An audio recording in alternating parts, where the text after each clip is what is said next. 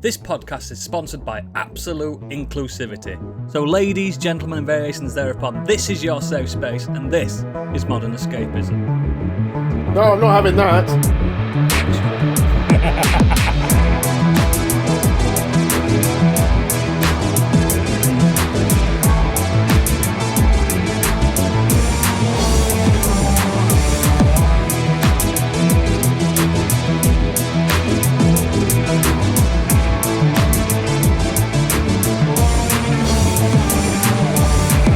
Hello and welcome to the show. My name is Oodles and I have been thrust forthwith into the role of host. Joining me today, some call him the Easter Bunny. I call him our Lord and Saviour. It's Stig. Hello, I have risen. Got an erection. Oh, get down, boy. This man once ate his weight in Toblerone and now has this weird triangular spine. It's Biggie.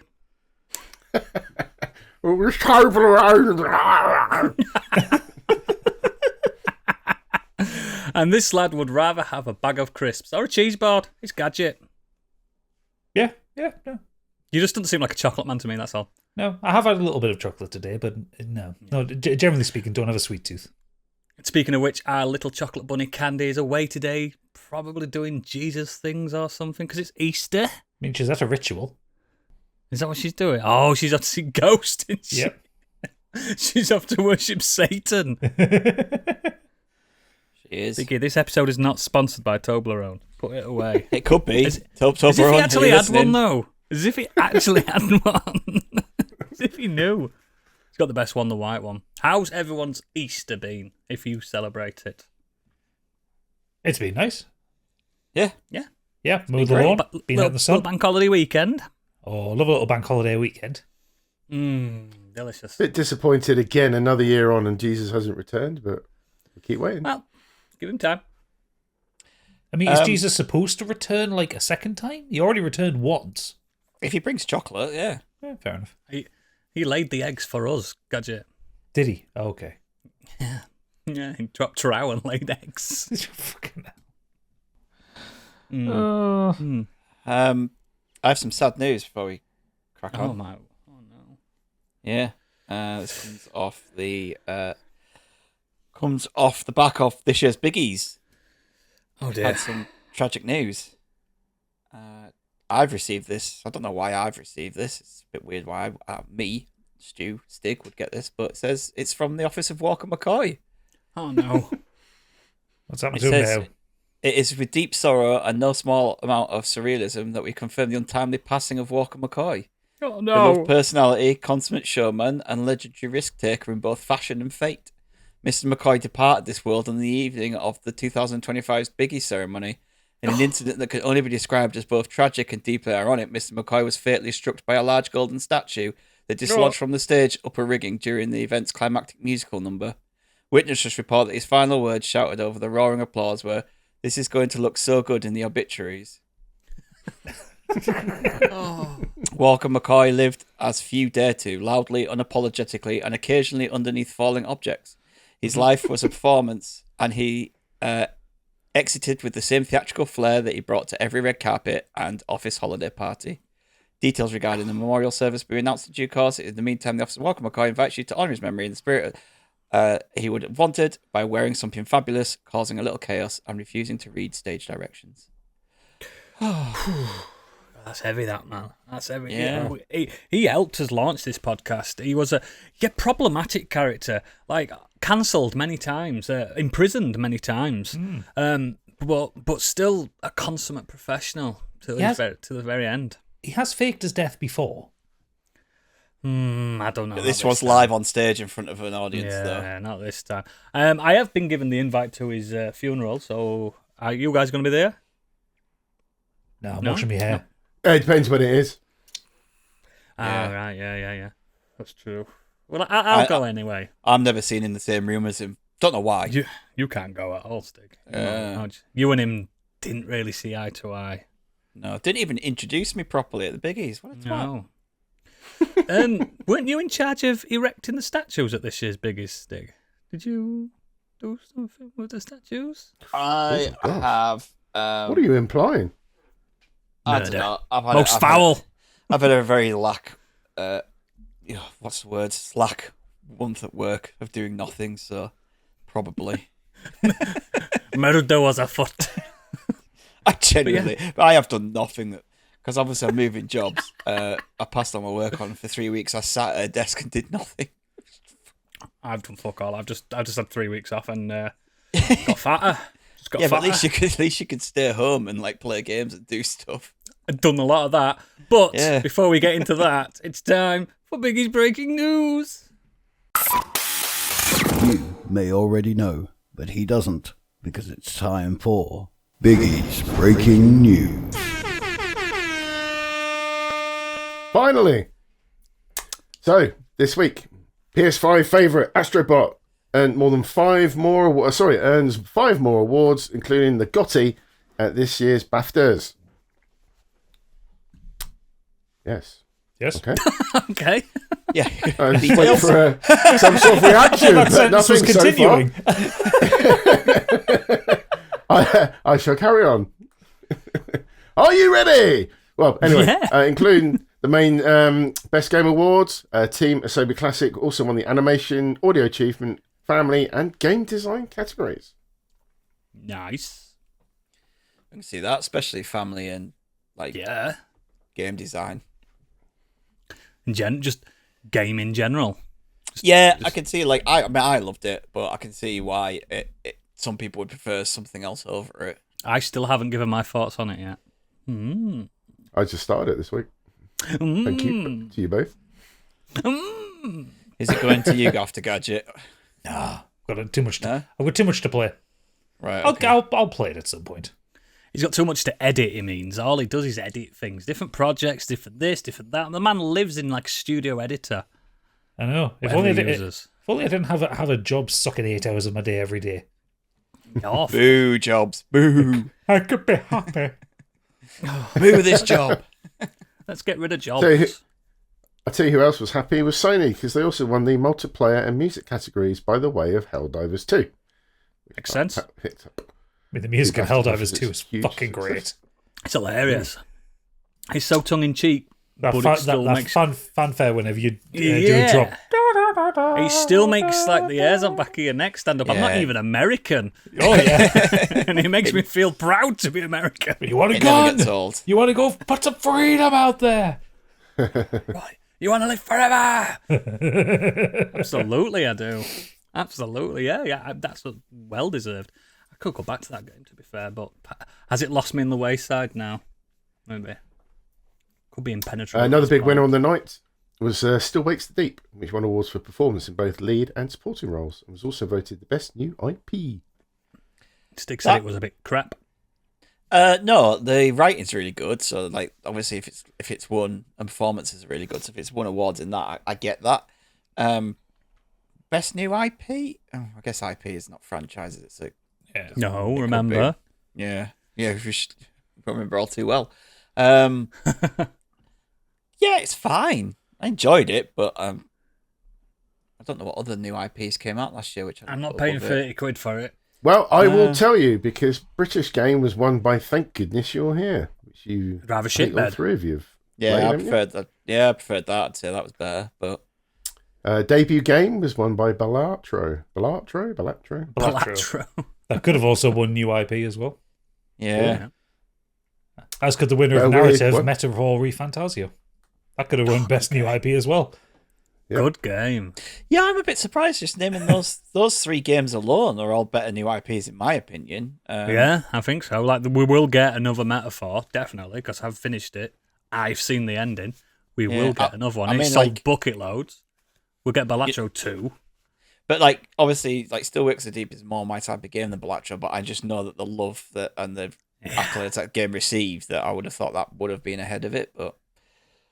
Yeah, hey. I reckon we'll get a Balatro 2 and it's got a lot of story elements to it as well. It's no like, remember that... Inscription. Yeah, Inscription.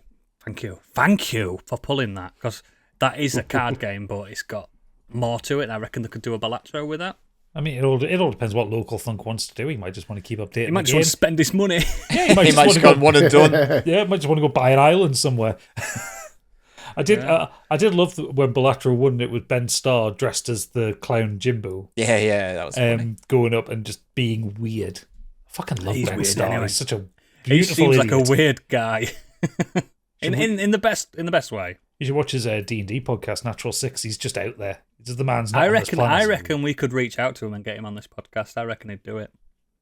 Why not? Biggie, I did see him have a nice... Do that thing you do, Biggie. Speak to these celebrities and get them on the show. I'll try and get Matt Mercer as well, because those two had a nice interview between themselves. I quite enjoyed it. I don't think Mercer will be able to get on. He's a busy man. Don't give up on me so easily. If only Walker McCoy was still with us, he could have been the conduit. He'd have got him on.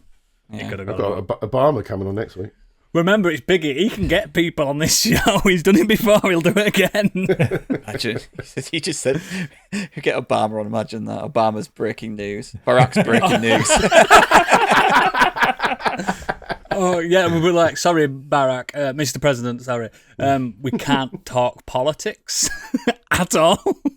What's the last game you've been playing? He's well into his pop culture, to be fair. Yeah, he does, yeah. What films have you been watching? Well, I've been watching... I can't do Obama. No, don't do it. Don't do an Obama. Don't do an Obama. You'll come up like Sweet D from Always Sunny. Probably. But yeah, do your thing, Biggie. Get these stars on the show. We need a star. We haven't had a star in a while, other than Walker McCoy. I'll ask him. I'll see what Ben Starr does say, and I'll get back. I bet he'll do it. I'll bet he'll fucking do it. 100%. 100%. Bet that man's everywhere. He gets where Walker can't. Cool. Next. Moving on swiftly. Stellar Blades, hyper-realistic, $3,600 statues sold out in minutes. No. I played that game. I know what that statue will be. Hyper-realistic model manufacturer J&D Studios, a company based in Korea, has been working on these statues for Stellar Blades Eve. No. If you go to their website, you can see the firm's previous work, and the extraordinarily high-quality statues have already sold out. I don't want to go on that website. I'll just put a picture of it in the chat. My VPN's not turned on. It's not noncy. Well, it's gratuitous, but it's not noncy. Jesus Christ! Remember that they're all sets for they're all 15 years old in that gadget. Are they? They're all 15-year-old robots. Oh, for fuck's sake! Oh, phew. The robots. That's all right. That's like they're born that way. That's 100 in robot years. Yeah. I'd dump my ZX Spectrum for one of them. Jesus, think he's kidding, kids. You think he's kidding? He's not. He's not. They are good though, good quality. If you look at the picture, if you want to fuck something that's inanimate, yeah. No, if you can zoom in, they're really detailed. They're very, very. I don't want to zoom in. I don't. But I'm not going to pay nearly $4,000 for a statue. I don't know. It's something Candy would buy if she were into that. She likes to spend a lot of stupid. But money it does say things. that they've sold out. So I'd love to know what sort of numbers they had, because that's obviously. I'd like to see everyone that's bought them. I bet they all look very similar. I mean, very similar gentlemen. Something like that, like a limited collector's thing like that. They'll have only made like 1,000 or 2,000 of them. Yeah, they won't have made much. Plus, they're also fucking massive. They're third scale, so they're the size of a child. Jesus Christ! Perfect. Next. Speaking of sexy, there's a rumour of new PlayStation Portables capable of playing PS5 games at a lower resolution. It can play it at 360p. Is it worth it? Well, this is the reason why I put this in there for a little bit of discussion, because I thought obviously we've had the Steam Deck doing very well. Stig loves his ROG Ally or Ally, whatever they're called. Ally. Switch 2's been announced, so that's obviously coming out soon. Xbox are talking about having some form of a handheld. So now Sony are maybe doing the same thing, but it's kind of like, what's it going to do different to what everybody else is doing, and how will it work? Will they support it? You know, because obviously there'll be a discussion a bit later about the other Sony handheld, but I mean, the PlayStation Portal, they don't need to support, because as long as the games work on the PS5, that's it. They just need to keep the server up. That's it. Yeah.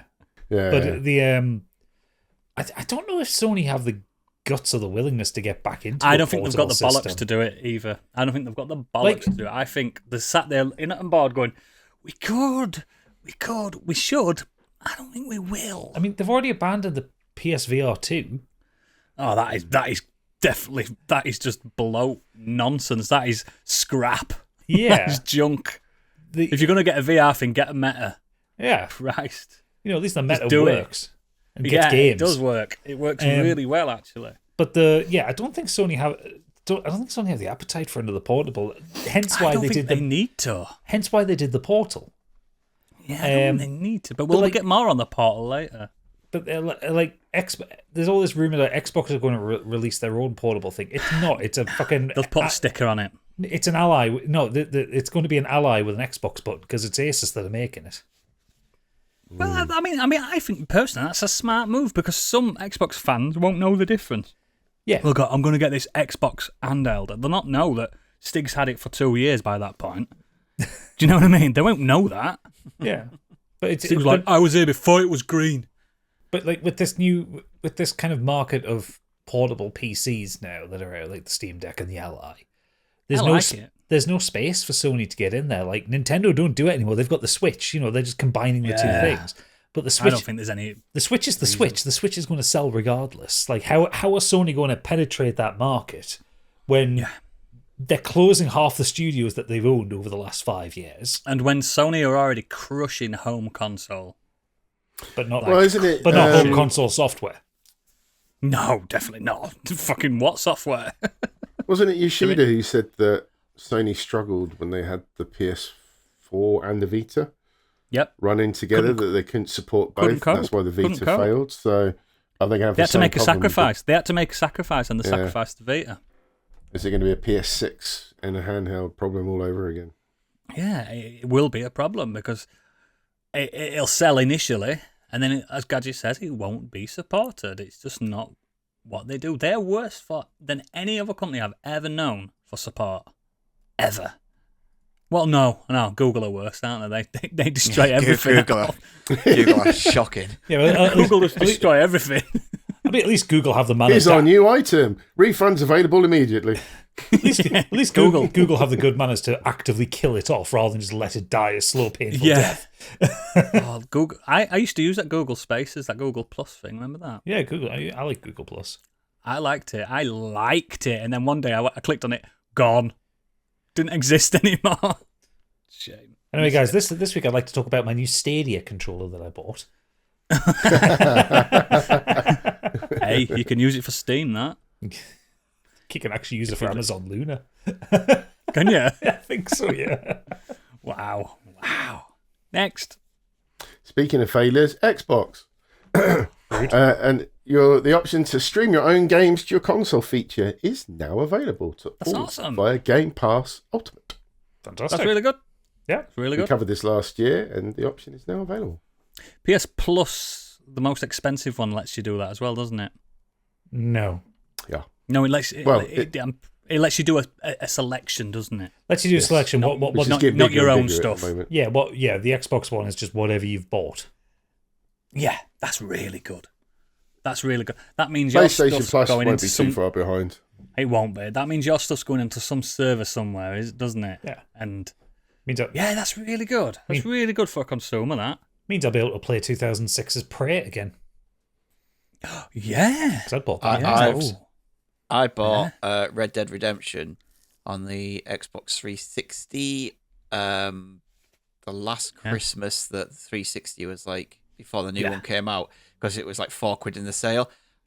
I just never played it because obviously I went over to PS4, got rid of my 360. It's worth going for it. Yeah, is that with the Undead DLC as well, right? That would be great for me to just sit and stream to my ally or something. Red Dead Redemption, I know it's going to sound weird, this, but it's underrated nowadays. It weren't underrated when it came out, obviously. It sold gangbusters, but now people forget about it because of 2, such a masterpiece. But I still really like Red Dead Redemption, especially the zombie one. So much fun. Yeah. Cool. Next. Baldur's Gate 3 developer bids final farewell. For real this time. So Larian the last update was meant to be the last one. Yeah. Larian has finally bid farewell with its breakout hit. Today is I put today whenever it was reported. As previously announced, marks the release of Patch 8, the game's final content update. This adds PC, Mac, PlayStation, Xbox crossplay, a photo mode, a dozen more subclasses, plus the long-awaited arrival of the Xbox Series S split-screen multiplayer. Oh, cool. That's good. I didn't know about the split screen on Series S. That's canny. They said it could never be done, didn't they, originally? Yeah, they cut it out so they could get it on the Xbox. Now it has been done. Their announcement came with a little animated Splitting the atom short. all over again. You have, mate. It's bigger than Oppenheimer. This is huge. This is huge. But obviously, any bug fixes and stuff will continue to happen if anything's majorly reported. Yeah, you'll get security patches and bug fixes and stuff. Of course you will. And there's a mod scene, isn't there? So now. There'll be moderation on the mods. It'll still exist. It's just, yeah man. So that gives them obviously a chance to focus on their new game. I want them to do Icewind Dale, me. I don't think they'll be doing the D&D universe. No, I think Realms. I think they might go back to Divinity. Also, I'll fucking take it. Also, breakout hits. Larian have been going for 30 odd years. They've had a lot of hits. Yeah, I'd like them to do something This different. put them in the stratosphere, though, didn't it? I'd like them to do a So sci-fi. to do a survival horror game. Nah, I'd like them to do like a sci-fi CRPG. It's literally what I was about to say. Like, it's something more in the future, like rather than. Oh, being so still like a fantasy turn-based setting. strategy one. Yeah, but not set in the future. Sci-fi. Yes, more sci-fi rather than being like a magic and swords and shields. There's such a wrapped marketplace for a sci-fi one. Like I play on and off. Like just whenever I'm like need a palate cleanser between a game, I'll do a few hours of Warhammer 40k Rogue Trader. It's one of the best CRPGs I've ever played, and that's by What game? Rogue Trader. There you go. But that's by Alcat, who did the Pathfinder games, and it's fucking great. And it's nice to have a sci-fi CRPG. Yeah, something with guns as well, yeah. Guns and bombs. Because my last playthrough of Baldur's Gate, I had a rifle. I had a modified rail cannon, and it made it really fun. So I loaded it up the other day just to have a little peekaboo, and bloody hell, there's a lot of mod options. I don't even know where to begin, to be honest. Get the rifles for each one of your characters. It's so much fun. I actually played it again this week. Try and get this bloody thing finally finished.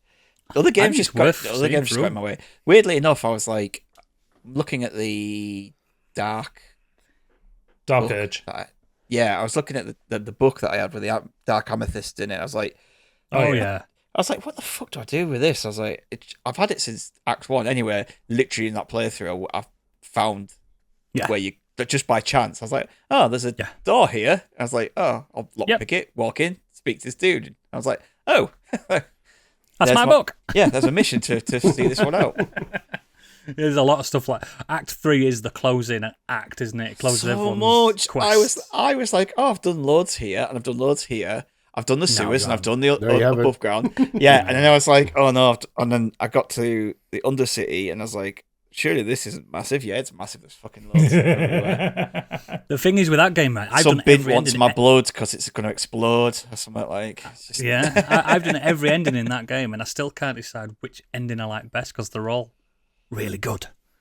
They're all really good. It doesn't really matter which ending you get, Stig. You're still going to probably be like, yeah, worth it. Just finish it, man. Just finish it. I am. Shadowheart will still only let me kiss her though. She's. She lets you fuck her eventually. She's been. No, he's past the point.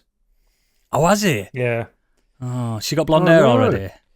Mine is like I didn't go that way. Me and her, we've gone full on dark. Oh, she killed. Oh my god. I went full on dark with Shadow.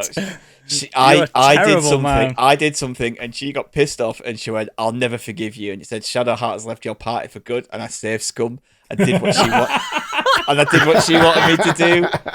So now me and her are together, and we've both such a cook, and we've both taken brain worms. So we're both like our faces are all like just like black veins all over our faces. Oh dear me! He is hive mind McGee. Yeah, I've got one more to go before he goes full. Oh God! God! I did have my way with Zora though, so you know. It's... Jesus Christ! Yeah.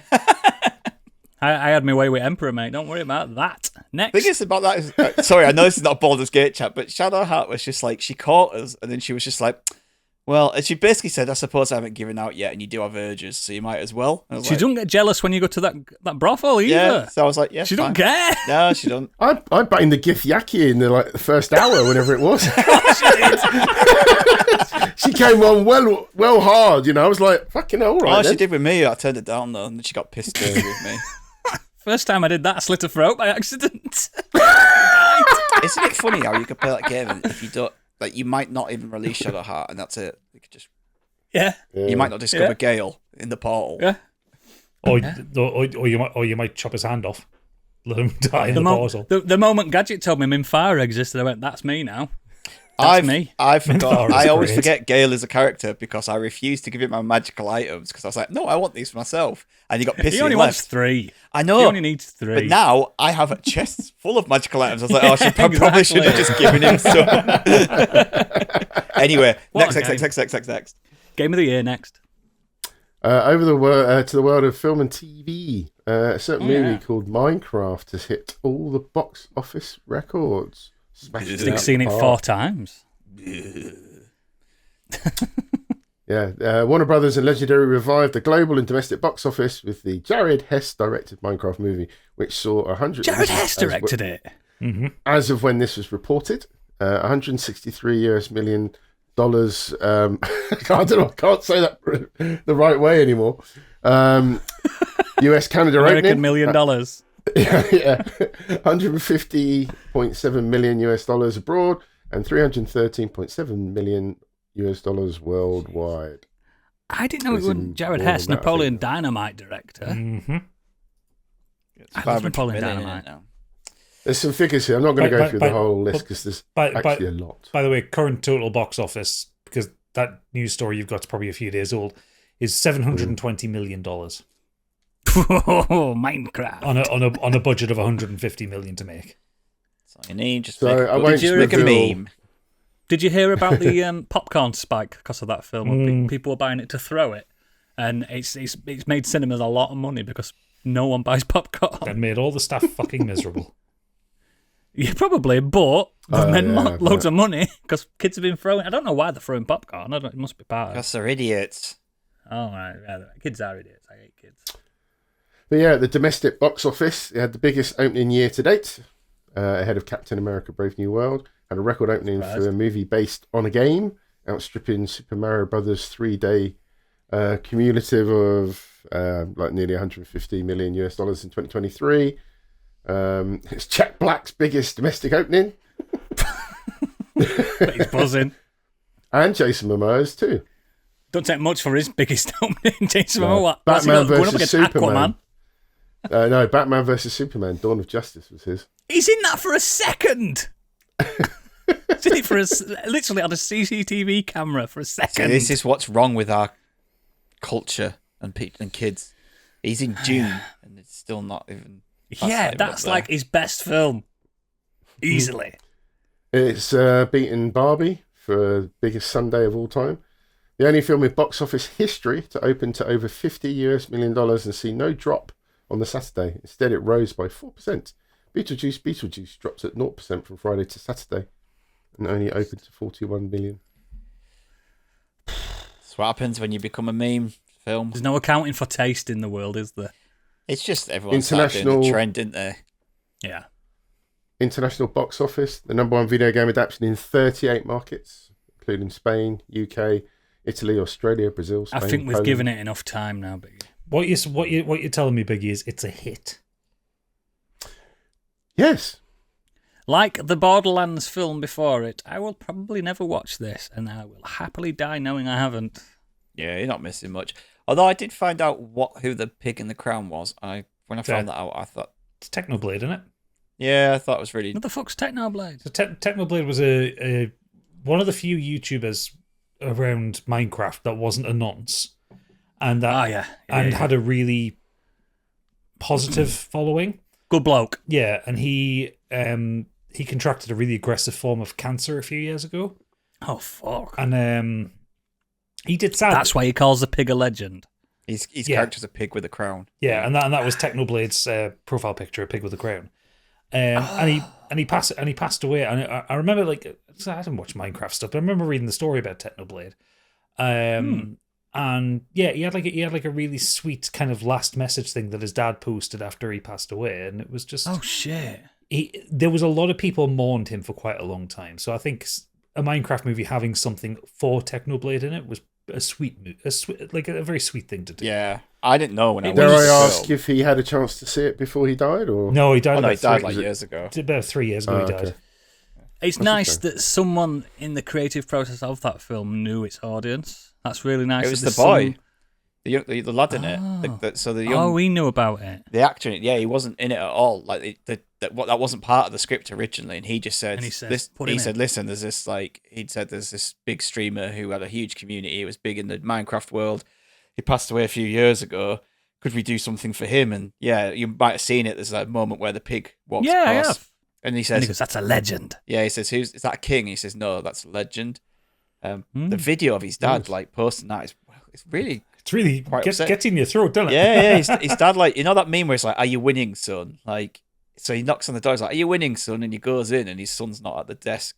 Oh, He's passed don't. away, and he just says, "He's like, happy birthday, son." And he's like, his voice cracks as he says it, and then it cuts to If the video. Candy were here, she'd be in tears. Yeah, it now. cuts to the Technoblade video explaining, if you're listening to this and watching this, I've passed away. It's But yeah, kind of inspired me to do a video for this podcast in case I pass away next few months. Next week, you mean? Yeah, probably. don't bother. We won't like- play it. We won't it's play all right. it. We've got a Scorched Sheep episode in the guys. can anyway. I'd be like, "Hi guys, if you're listening to this, I'm already dead." With AI, It we could just happened. replace you anyway, so don't worry about it. Thanks guys. Yeah, no, that is Oodles, literally the way that people have been acting in that film has pissed me off. But I don't begrudge it earning money. Doesn't bother me. Fuck it, man. If it makes other people happy, that's Yeah. all that matters. They've got shit taste though. Next. I nearly said Last of the Summer Wine, which is going to be really weird. Is it Last coming of Us back? showrunner, Craig Mazin. Is it Mazin? Amazing. Yeah. Amazing. Said it will He is be amazing. his last. It would be his last on the games. So he was in an interview and he was asked about future seasons beyond what's happened with the games, and he said he won't be involved, but he can't see why the Last of Us universe can continue without him. They can do it without him, but him and Neil Druckmann, they've really like. I've watched a few interviews with them. Both were like, we spent nearly half a year saying, "Nope, we're not doing that. Nope, we're not doing this. Nope, we're not doing that," and they proper dug their heels in, and we got the quality that we got out of it. Which some people haven't got the balls to do that, especially when studios are saying, "We're giving you this much money, do it," and they're like, "Nope, not doing that." Well, So I think if Druckmann stays on, it'll be in good hands. But Mason's not saying that he's like leaving the show after the season. He's basically saying once he's finished Just adapting. directing. Well, no, once he's finished adapting The Last of Us Part 2, he's not going to do any further The Last of Us. Like if they expand the universe or if they do stuff outside of Ellie's story, Joel and Ellie's story. Yeah. When they adapt Last of Us Part 3. They will. If they're smart. I'm still going that. I'm still saying that that's coming. I haven't think so. watched I the think new I think episode yet. I'm Can't kind of wait. with Stig. I think there's a secret project happening. I think that's Naughty gonna. Dog right now. I think that's coming when season 4, because they said that it's gonna. They said that this Part 2's two Part seasons. 2 is going to isn't it? be 3 seasons. potentially 3 seasons. It makes sense. It's a massive game. So if that comes out every 2 years, and then they've got they've got like 6 years. Well, plus what Plus they'll have Intergalactic out in the next couple of years. Mm-hmm. Which I'm buzzing for. I'm And then probably soon after that, we'll get an announcement on Part 3. Yeah. Cool. Next. A Quiet Place, Day One Helmer, Michael Sanofsky, will be directing Death Stranding video game adaptation for A24. And Kojima A24. Productions. Brilliant. Mm. I bet Kojima's gutted he's not directing, but they're like, Oh, look, good. Hideo, we can't do a 15-hour film. We can't do it. Because that man has always needed an editor his whole life. The thing is with a thing like Death Stranding, it's obviously it's a complicated story, but it's a long story as well. I think it would have been better if they were going to adapt it as a series. Because a 2.5 hour film, you're not going to really get all the stuff. You're not going to get the You're not fucking gonna get opening cutscene into That's that. just the opening cutscene. Yeah. He's not going to deliver much, is he? In 2.5 hours. No, that's what I'm saying. You're not going to get you're going to get a quick montage of him walking up and down, giving all the supplies to 2 different way stations, like I did. To Benny Hill style, really for fast. 17 hours. Yeah, but Benny Hill, yeah. also with like the way like. With the way you would reveal stuff about how the beach works and what the Death Stranding itself actually it was slow, wasn't it? It was slow, but it would be something that would be better made like piecemeal over like a TV series, you know? It could be over a couple of films rather than one. You know, Kojima's gone film. That's all. He's just been whispering in A24's ear going, think I am a director. Still haven't got Metal Gear they're going to Solid, do something a bit meta and get the actors and actresses from the game to play the role? Yeah. Why wouldn't they? They probably all signed on meta. for the first game thinking that. Yeah. Every single person that's in that is going to be in the film. including 100%, Monster Energy drink. Apart from who played the president? She's dead now. What's her name? Classic actress. Actually, do some IMDb. Did she actually die? Yeah. What's her name? If not, it's going to be worried at the end of this episode. What's her name? I'll tell you her fucking name if you give it. I know. I'm trying to think of it. Bridget Strand is the character. Yeah. Yeah. Lindsay Wagner. Lindsay Wagner. Lindsay She's Wagner. dead, isn't she? I think she's Nope. dead. No. She's not dead. No. She's old though, isn't she? She's old. She's got an upcoming role. She's got something in production right now. I thought Lindsay Wagner was dead. Listen, No, now- she's 75. But Hello, the team. the Can we president- have a check on Lindsay Wagner? Well, Knock on the door, check please. back in 2 weeks' time because you know what this podcast's like. Oh no. Oodles, have you killed no. again? Yeah, but No. Down in president, Dungeness. the president in that's got cancer anyway, so it's easy enough part for her to play. Even if, Yeah, of course as it an- is. no, as an older woman, I mean, it's not like a He's right. yeah. It's not He's dying. It's not like a physical part. Like she's got action and stuff to do. She is actually dying. Yeah. Yeah. Okay, I'd be down for that. It's got A24's perfect for it. Do you know that mood setting, those long wide shots? That's what you need. Set in Iceland, because that game looks like it's in Iceland, not America. Yeah. It does not look like America at all. None of it. Set in Greenland, it'd be right, wouldn't it? Oh, fucking oh. Political.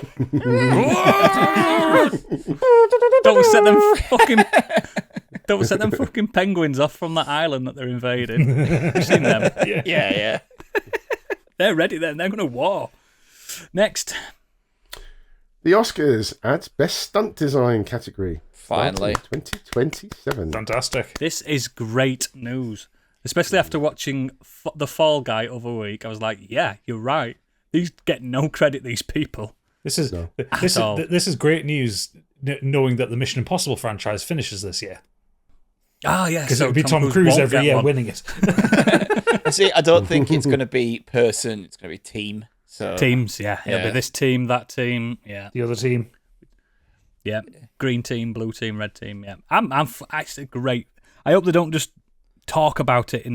And during the break, we did the best stunt Oscar. You know, like they do on some videos things. on like this is the team behind the scenes, like of how they put stuff Yeah, together. that's what I'd do. Yeah, big time. Like, apparently, like I was on Empire Podcast, they were talking about what the reason that the Academy gave for not giving them to it before was for safety reasons, because they thought that Competition. they would be in competition with each other to People will die, yeah. do bigger and better things, but they do that anyway. And also, I'm going to say they do it anyway. stuntmen are It's called extremely money. safe. Like they know, like everything is checked 10 times before they do something. Like, Oh, they're not- yeah, it's ridiculous. yeah.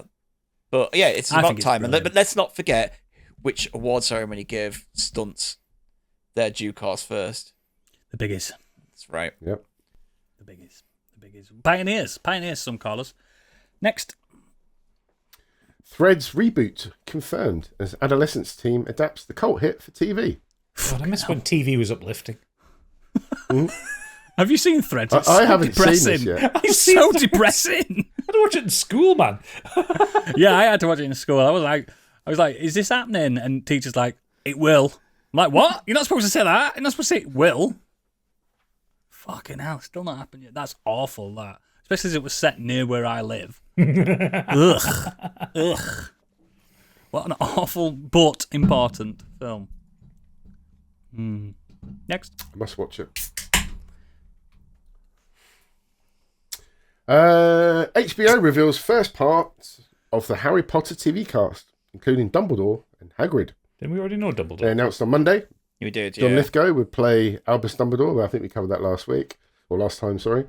Papa Assidio would be Severus Snape. Janet McTeer would be Minerva McGonagall. And Nick Frost would appear as Rubus Hagrid. All 4 actors will be series regulars. Also, Meanwhile, Luke... Sorry.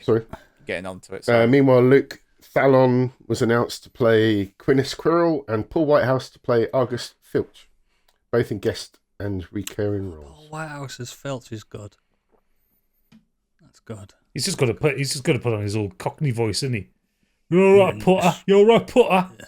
Yeah, Potter. Yeah, it's gonna be good. That's gonna be... Yeah, see what happens. Again, I've got no qualms with it whatsoever. It's not a series for me. It's not designed for me. It's designed for the new generation. So leave them be. Let them enjoy themselves. God, stop getting on it and Biggie all the time. Next. Well, someone who isn't enjoying himself, Borderlands film director blames flop on Zoom and COVID. There were plenty of very good films. There were plenty of very good films made over COVID. Roth admitted, Eli over? Roth, I should point out, or Ellie Roth, admitted that the first time he got to view the final film, he wasn't actually sure what he was going to see.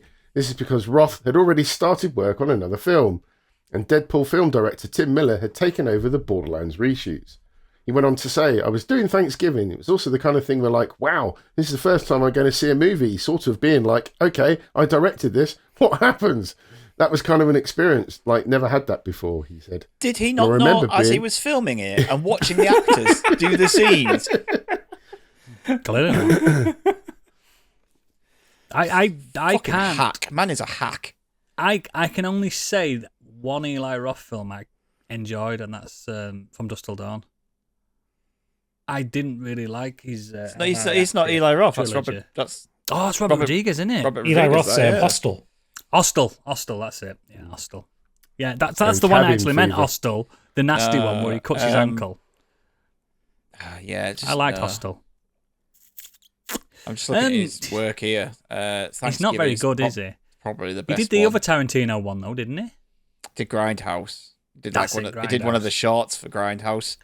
Yeah. Thanksgiving, which he turned into a film in 2023. Was that horror one? That one's all right, but like, is it? Out of all, I'm looking at his filmography here. Yeah. Yeah. He's not known for quality, is he?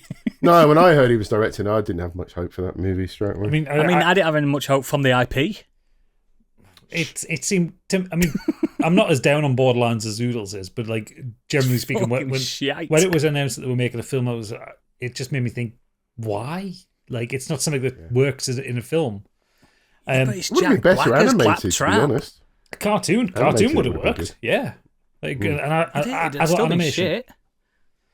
I do like that last line in the news article. The film generated just $4 million across 3,125 locations on its opening day. One of them being Biggie.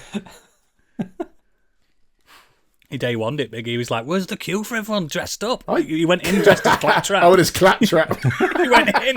Where is everyone? And he's just sat there like, "Where's the queue?" And they're like, "They're in the queue, mate. No one's asked about it." I can't sit down because his fucking costume. Wheeling up and down the fucking aisles. I learned how to unicycle for this. I've lost my eye. Fuck off, Borderlands. It's shite. Next. Wow. Over to Biggie's bullet points. The original Fear Effect is coming to the PC for the first time ever, 25 years on from its original release. Oh, okay. I love the original Fear Effect. I like both of them. Yeah, no, I'm into that. Okay. That makes me happy. Nice little point and click. No. It is, isn't it? It's No. the cartoon one, isn't it? Fear Effect. It's cartoon. It was, but it's it's not more point and click. action orientated, wasn't it? It was like it's like anime style game, but like presented like a Resident Evil. Yeah, with the girl with black hair. I thought it was point and clicky when I played it. No. No. Excellent. More point and shooty. Next, Ryan Gosling has been confirmed he will star in Sean Levy's Star Wars Starfighter movie, out in 2027. Yay. Isn't that quite a quick turnaround already? If they've only just announced it and it's going to be out in 2027. They've got all the That's fucking not long. sets down at Pinewood anyway. It was Get him in a fucking it was TIE announced fighter. ages ago. They just did more details of it at Star Wars Celebration this week. Mm. Star Wars fans are weird. Bullet points. Sticking in the universe? Oh, go on. No, I'm just waiting for you. I thought I was just waiting to see if anybody else would say anything, and I realised how quiet it got. Dark Maul Shadow Lord is the next Star Wars animated series from the Clone Wars and Rebels team. Why? Like, doesn't his story get covered in the Clone Wars? Don't know. But there's more of it. Yeah, I'd have preferred them to do Solo too and carry that post-credit scene on. But Maybe they'll whatever. split the story in half over a couple of We... seasons. I got you. I know what you mean. Daredevil Born Again Season 2 gets a surprising release date. It's coming When? out in March 2026, 1 year Good. after Season 1 premiered. Good. A show coming out a year after, not two. Oh. Remember, they were going to do 21 episodes, Stig. This is the other episodes. That's true. That's all it It's is, already isn't it? filmed. It's already been filmed, mate. Yeah. Jeff the Dude Bridges has teased the Big Lebowski sequel. His Why? co-star Julianne Moore also fantasises about it. Why did He added, though, he thought the prospect of the Coens wanting to return to the subject matter was unlikely. Right, okay, no. So what's happened is someone's asked him about it. He says, yeah, I'd love to do another one. And that's Sure. it. It's not even teasing a sequel. They're not going to get a sequel fucking 40-odd years after that film. It was a cult hit I when it was reckon a that hit. that man would do. He'd do anything for a 6-pack of Pabst Blue Ribbon and a fucking cigar. Yeah. He'd do it. He'll just do it. Didn't he do like fucking cranberry juice adverts at one point or something Yes, he did. Yeah, and he's a massive fucking drinker. like that? And stoner. Pure Yes, pure very stoner. much so. Judge Dredd rumours have Carl Urban return to the role in an Good. Amazon series made by the Good. team behind The Boys. Makes sense because he's already employed by them. I was sure that this came out years ago, but it just has. Nope. Yeah, no, this not the show. Oh, the story. obviously. The story has been floating around for years. It's the story about it being picked up by has been around, and Carl Urban said he was going to be attached to it, and then it just died. Like nothing came of it. Yeah, Probably But because just- the boys got so popular. He's got to finish that first. but wouldn't that make a good series if they kept the kind of style of The Boys, the humour, the gore and stuff? You don't It need worked humour in Judge perfectly. Dredd. Well, you No, have would. you have need ironic the humour in Judge characters and Dredd. stuff. Yeah, of ironic Yeah. humour, like someone setting themselves on fire by... Yeah. Like, That's what you mean, yeah. 2000, Perfect. 2000 AD and Judge Dredd comics are funny, Quite but daft. they're not gags. It's not gag humor. Yeah. No, Yes. no. Yeah, Dredd never smiles, but... Dredd never smiles, but half the shit he does is actually very funny. Yeah, true. And he never took his helmet off in that film. No. Mwah, 10 out of 10. Apparently, 10 out of 10. apparently Carl Urban never smiled while he was on set. He did that kind of look on his face the entire time. I still like him as Billy Butcher, though. That is such a fun role. Even though his Diabolical. accent's horrendous. His accent's horrendous, but I love it. You get used to it so much. Yeah, Huey, what are you talking about? Huey. You Huey. cunt. Yeah, well, the thing is, though, he He hasn't got the literally accent. makes me sound French. He hasn't got the accent right because when he's walking around, he's not going oi oi oi oi oi oi oi. Which is what Cockneys do. You do. It's facts. I mean, we've walked around the shop with Biggie. We had to apologise to people as he's walking around going oi oi oi oi oi. Scoffing a packet of jellied eels. Yeah. Yeah. You got to pay for them. No matter what, you fucking mugs. That's what he said in Asda. Yeah, that's why, Bad now. that's why we're not allowed back in Bad. Peterborough. Oh, what a shame. Hey, I liked our little trip to Peterborough. It was a lovely place. Well, that death trap of a house that we Yeah, it was pretty stuck on. That was a No More Nails house. Yeah, the first one was better. Yeah. Finally, Ryan Coogler confirms he's rebooting The X-Files. Immediately next, he said. Currently promoting the film Sinners, Coogler also confirmed that he's been in touch with Gillian Anderson about his plans to reboot it. Just make something new. Please. The X-Files existed when it existed. It doesn't need rebooting again. Just make something new. He did. It's out now. The Z-Files.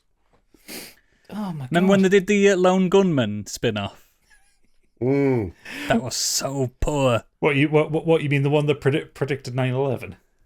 Yes. Well, no. So it didn't so much predict 9/11, but it predicted the conspiracy theory of people thinking that it was a government's government cover-up. No, government's remotely flying planes into buildings. Yeah. Seriously, watch the pilot episode of The Lone Gunman. That's the story inside it, and it's something that like your conspiracy theorists and truthers jumped on in that September. And if you don't know who they are, they're three people, even though they're called the Lone Gunman, that cropped up about 3 times throughout the whole of X-Files. I think they were in once or twice each season. Once or twice a season, yeah. They were nerds. They were Mulder's kind of The dark informants. kind of stuff, wasn't it? Yeah. Fucking hell. What a strange show.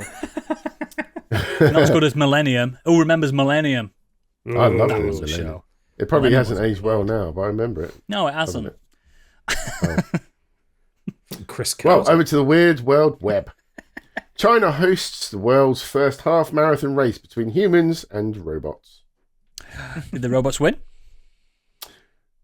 Well, some 21 humanoid robots raced alongside thousands of runners around the 21-kilometre Thousands versus 20 robots. Not fair. course in Beijing, China, and this was on Saturday.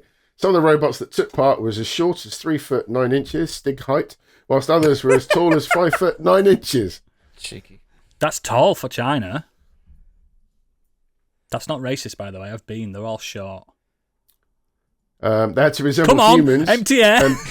and be able to walk or run, and wheels were not allowed. The winning robot was It's not Robot Wars. Tiangong Ultra, which crossed the finishing line with a time of 2 hours and 40 minutes. Yeah, because it's a robot. I don't get tired. It's not fair. You can't put humans against machines on a marathon. It's not fair. Well, it says here, the men's winner of the race had a time of 1 hour and 2 minutes, but that is, I think that's a mistype by them. No, Isn't right. It can't be right. Yeah. Why not? Elite runners do a half marathon in an hour. Yeah, of course they do. It's 13 miles. Okay, You fair run enough. 13 miles an hour. Yeah. I don't know. I haven't run 13 yards, mate. I don't know the difference. The fucking Never the fucking winner of the Great North Run every year does it in about 50 minutes. Yeah, it's not very long. Oh, that's quite slow then. Well, it's more of a jog. He's having a dodge around robots.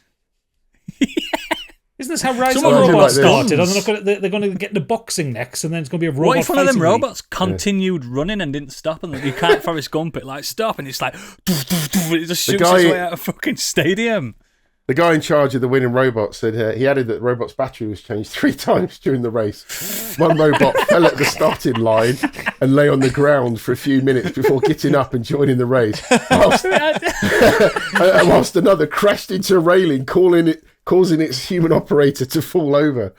Can you imagine if like these robots were like sentient, so like it fell over and it was just like, I am so embarrassed, and just laid there for a few minutes feeling embarrassed. Just combusted into flames. One of them started running silly and shit itself. Remember that person that shit themselves while they were running a marathon? That was bad. Yeah. Oh, it's Paula Radcliffe, wasn't it? Yeah. That's it. Bless her. Pissed herself. Doesn't that- shit herself. Oh, I thought she shit herself. No, she stopped on the side of the course to like pull her short to the side and have a wee because she'd been running a marathon. Lots of marathon runners shit themselves. Do they? Yeah, because they just Yes. I went, Yeah. stop.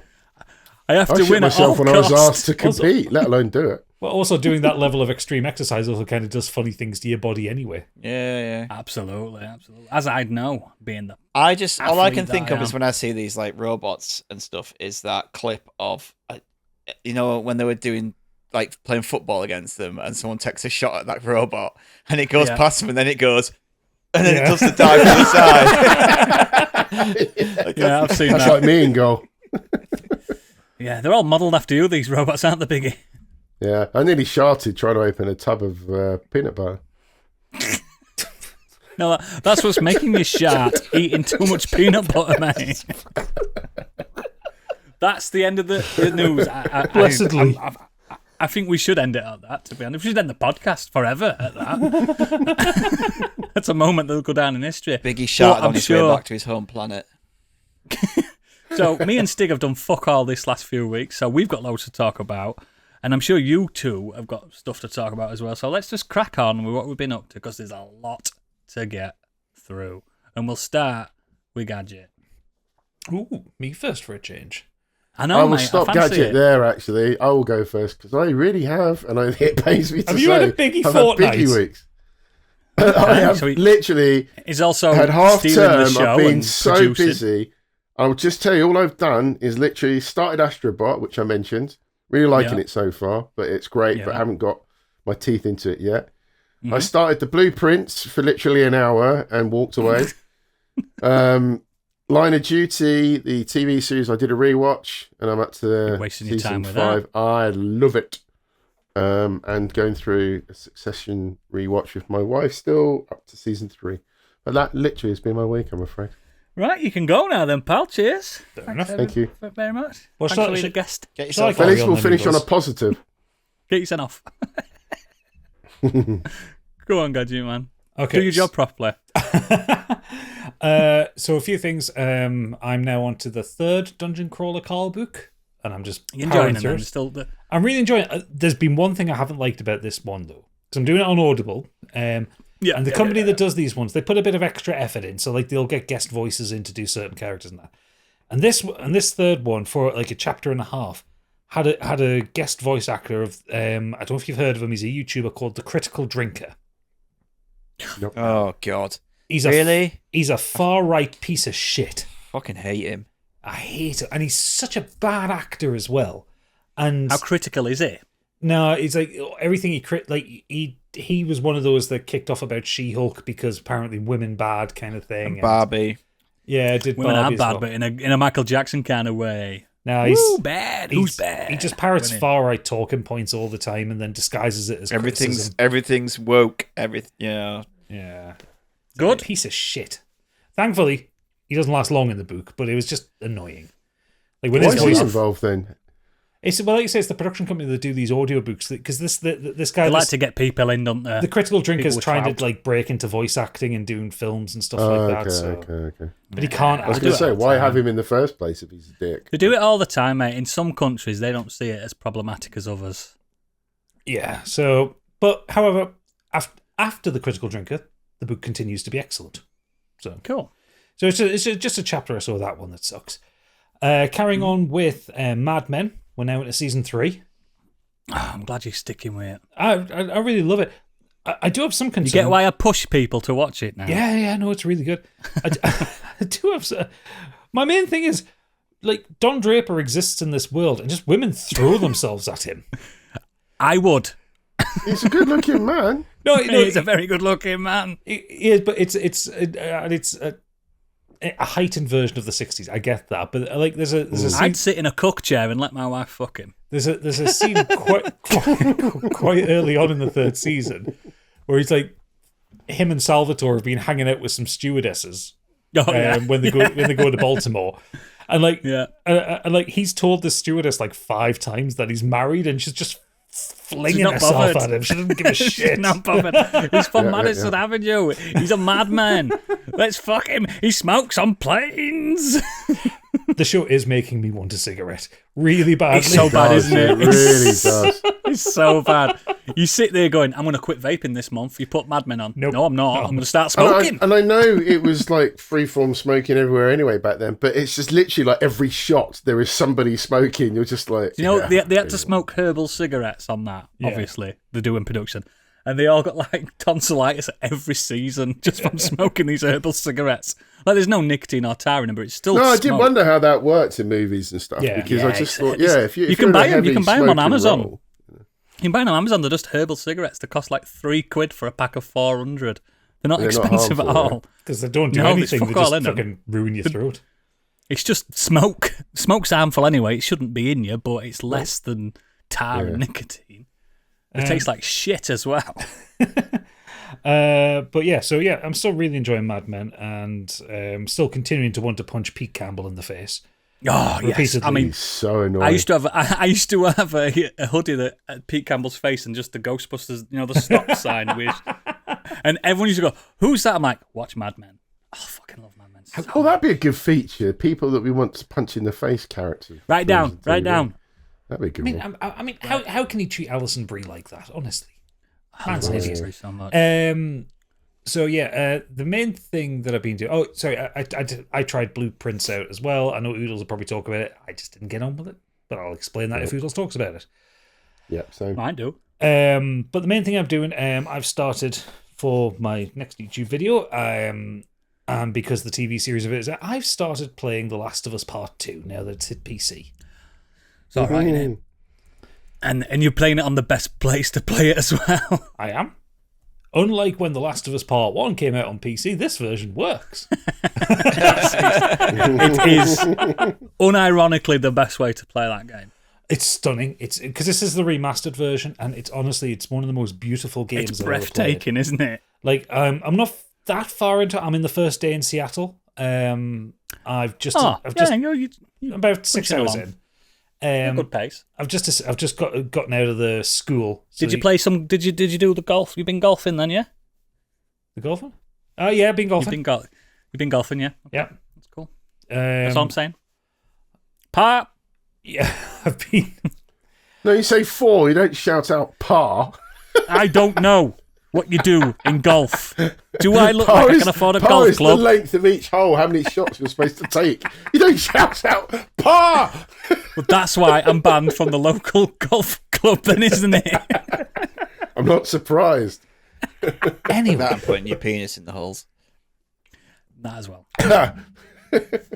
Anyway, much has been talked about The Last of Us Part 2 in great detail, both on this podcast and on every single other podcast. We reviewed it on this podcast, didn't we? And I will point out, I'm not at the point where I stopped playing it last time I tried. Oh, you're not? No, I stopped playing. I'm not far from that bit. I stopped playing it on the way to the... no, just past the TV station, on the way to the next section after the TV station. Oh, you're not far then. Yeah, you're not. Okay. And that was mostly not because I wasn't enjoying it. I mean, on an emotional level, I wasn't enjoying it because it's not an enjoyable experience. No one enjoys it. But it was because the original game on the PS4 came out in 2020, in the middle of fucking lockdown. And I think... That was a good year. This podcast started then. I think such a relentlessly depressing game as this, because this is not an uplifting game in the slightest. Even in the nice moments, it is not an uplifting game. No. It is not a game to play in the middle of a global pandemic. No. My stupid ass did it. Yeah, I did. Many people, I did too. Many people did it. Many people had no other option because they were bored. Yeah. And then when I finished it, I was like in this kind of malaise. I'm like, what have I done? The world's ending. No, awful thing to do. So because obviously the second season of the show is out, and I kind of want to stay ahead. And I reckon you're 4 episodes ahead now, mate. Yeah, it's taken a while. No, that's fine. I want to stay ahead, and I also I have wanted to play this game, but never got around to it. And like now, it coming out on PC, and me doing the YouTube thing and all that kind of thing, it's just like, right, this is a good opportunity to do this game. Mm-hmm. And I am really enjoying it. The gameplay is still a bit PS3 generation, but they've enhanced a lot of stuff. I like the extra crafting stuff you can do. I like the way you can kind of like quick hurl projectiles at enemies' heads and stuff like that. Yeah, and you can do a lot more like acrobatic diving and proning and stuff. You can proper hide in this. Yeah, it's probably Naughty Dog's best game in the sense of all the build up to that game, all the different games, whether it's Uncharted or Last of Us. They've kind of nailed almost now. It is the newest game, isn't it? Yeah, they're brave. They haven't done one since of that. Yeah, and then it's got the mechanics of everything that they've tried beforehand. They're getting there. I think whatever their next game will be now, I think hopefully Intergalactic. they'll probably nail the mechanics more than the story, because the story, we know they're good at that. I think it would be like, can they actually nail the gameplay? The thing is that got me, because coming to this game, sorry to take over a little bit, Gadget, but coming to this game from Uncharted 4, where Uncharted 4, Nathan Drake kills 7,000 people. In this game, I actually felt like I were killing people, and there was a weight to those deaths. Oh, big time. There was a weight and impact to it, and like I'm enjoying how they kind of enhanced the stealth mechanics to it, and like I'm basically playing it like a stealth game because so you should. Because like I know Ellie's tooled up, and like I found the early shotgun in the bank. Because you can miss that, can't you? You can quite easily if you don't explore enough. But I've been actually trying to I've explored all the available buildings in Seattle so far. You found the guitar and stuff. Yeah, I've done the guitar and all that, and the very sweet take on the sequence. It's really easier to play guitar in real life, I think, than on that game. It is. Although actually on PC, it's even easier than it is on the PlayStation. Because you don't have to do the touchpad. You just point a stick in the direction. Oh, yeah. You don't have to strum on the touchpad. He's been doing Sultans of Swing in Seattle. But yeah, I think more than anything, I think it's such a masterclass in acting from Ashley Johnson and from Laura Bailey. She's so good. Yeah. Because like I watch them both all the time on Critical Role. But then seeing them actually acting rather than dicking about on a D&D table. Because on each other's side on that, aren't they? But in this game, they're not on each other's side. And the animation as well in the faces is just... Yeah. Because it was fully You've fully got the acting wasn't in it? the role, and then you've got the animation, which complements the acting. But remember also, this is the remastered version as well, so it's like they put that extra information into the acting, so it's into the facial capture, so... So good. Yeah, no, it's really good. Like I said, I'm not that far into it, but I am really enjoying it, and I'm enjoying it. I'm not feeling as maudlin as I was when I was playing it in 2020. No, because you can go outside now. I can go outside, and it's sunny. It is. I can go see people. So yes, I mean that's the main thing I've been doing. I've also started, because I'm an idiot, another run of Hollow Knight because it's not an idiotic thing to do. It's called. I don't know, centering yourself and relaxing. Well, that one, again, is for another video as well, so I'm going to try for the full 112% on that one. Have you done that before? I've got to 111% because I couldn't do God Home 5. Oh, yeah. Because Absolute Radiance is a command. Yeah. I'd done it, but not that. That's when the game's not fun. When you have to stuff. fight 42 bosses in a row, all enhanced. Yeah. Oh, fuck I did that. I did it, but not fun. You do get breaks every 5 bosses, Biggie, but it's a full boss rush mode. Yeah, but that to me doesn't sound like fun. I mean, I know it's a challenge. It's an optional extra, mate. Yeah, but if you remember, want to 112%. If you want to get the, like you say, a complete percentage or whatever, and it's like you still have to do that, it's like, no. I don't think it even I don't think it even contributes to the platinum in the PlayStation version either. No, it doesn't. No, it doesn't because it was DLC. Yeah, but you do get like that extra some little sliver. You get that extra little sliver of an ending as well, which leads into Silksong. You do. Leads into what? Sorry, that game that doesn't exist. The what? Silk Song that's coming out this year on the Switch 2 and Xbox. Cool, I'll go next because I've done a lot. So, again, I mentioned it in 2 weeks ago Patreon thing. I've been watching Daredevil, the new Daredevil show.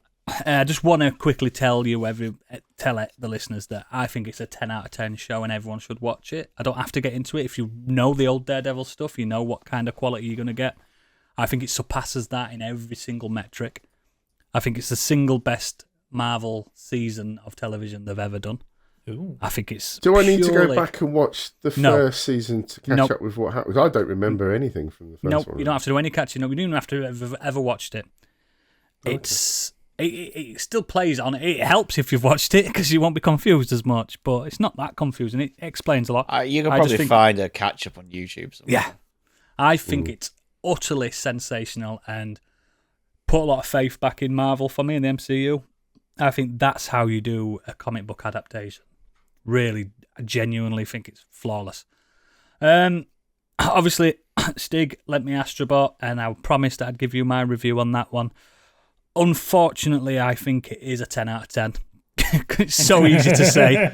It's so easy to. I wanted to be contrary. When I was playing it, I'm going to deliberately try and hate this. Can't. It's flawless.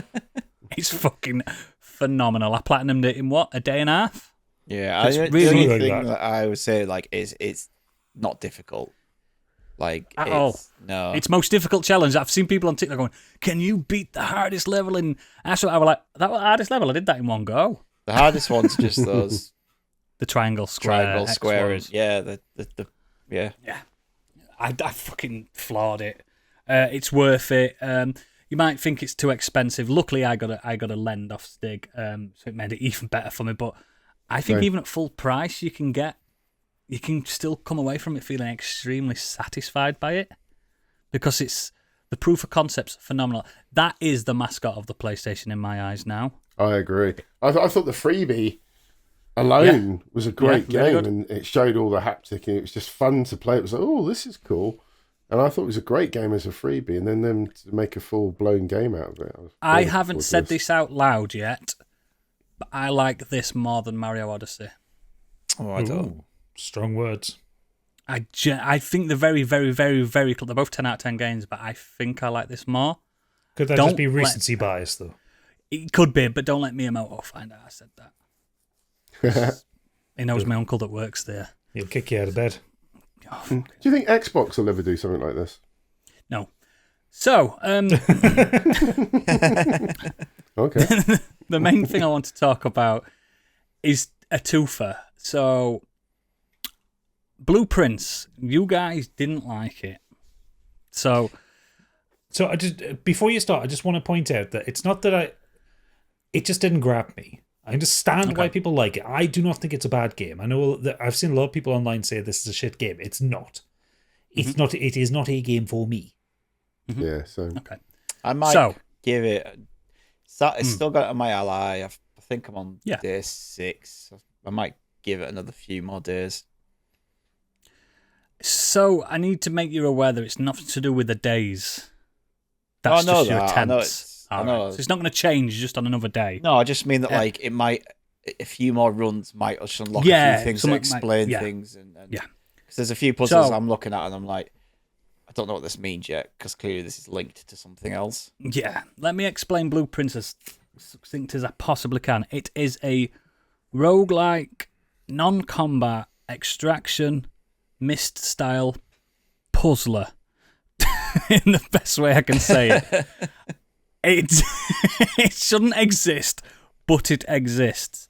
So you are a young boy that's been given the deeds to your uncle's mansion, and he states with these written rules that you need to find the 46th floor or the 46th room. And you look on your map and there's only 45 rooms. So you've got to then traverse this mansion, solve puzzles, find out the mysteries, read the story with Dark Souls-like items and notes, piece everything together, and find this final room. To the caveat being, you can't bring anything from any previous day, you can't sleep in the house, and you've got a certain amount of steps to do it in.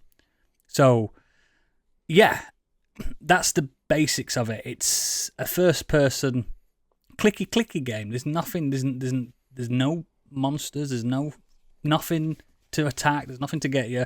You're just up against your own brain and your own stamina in essence, and you've got to fathom out. And it took me 32 in-game attempts to beat this game. You absolutely rinsed it though, didn't you? You like stuck to that game. Yeah, 2 weeks. I 100%ed it. I know people that have beat this game in 7-8 days, just because there is, what is it, RNG gadget? Yeah, random number generation.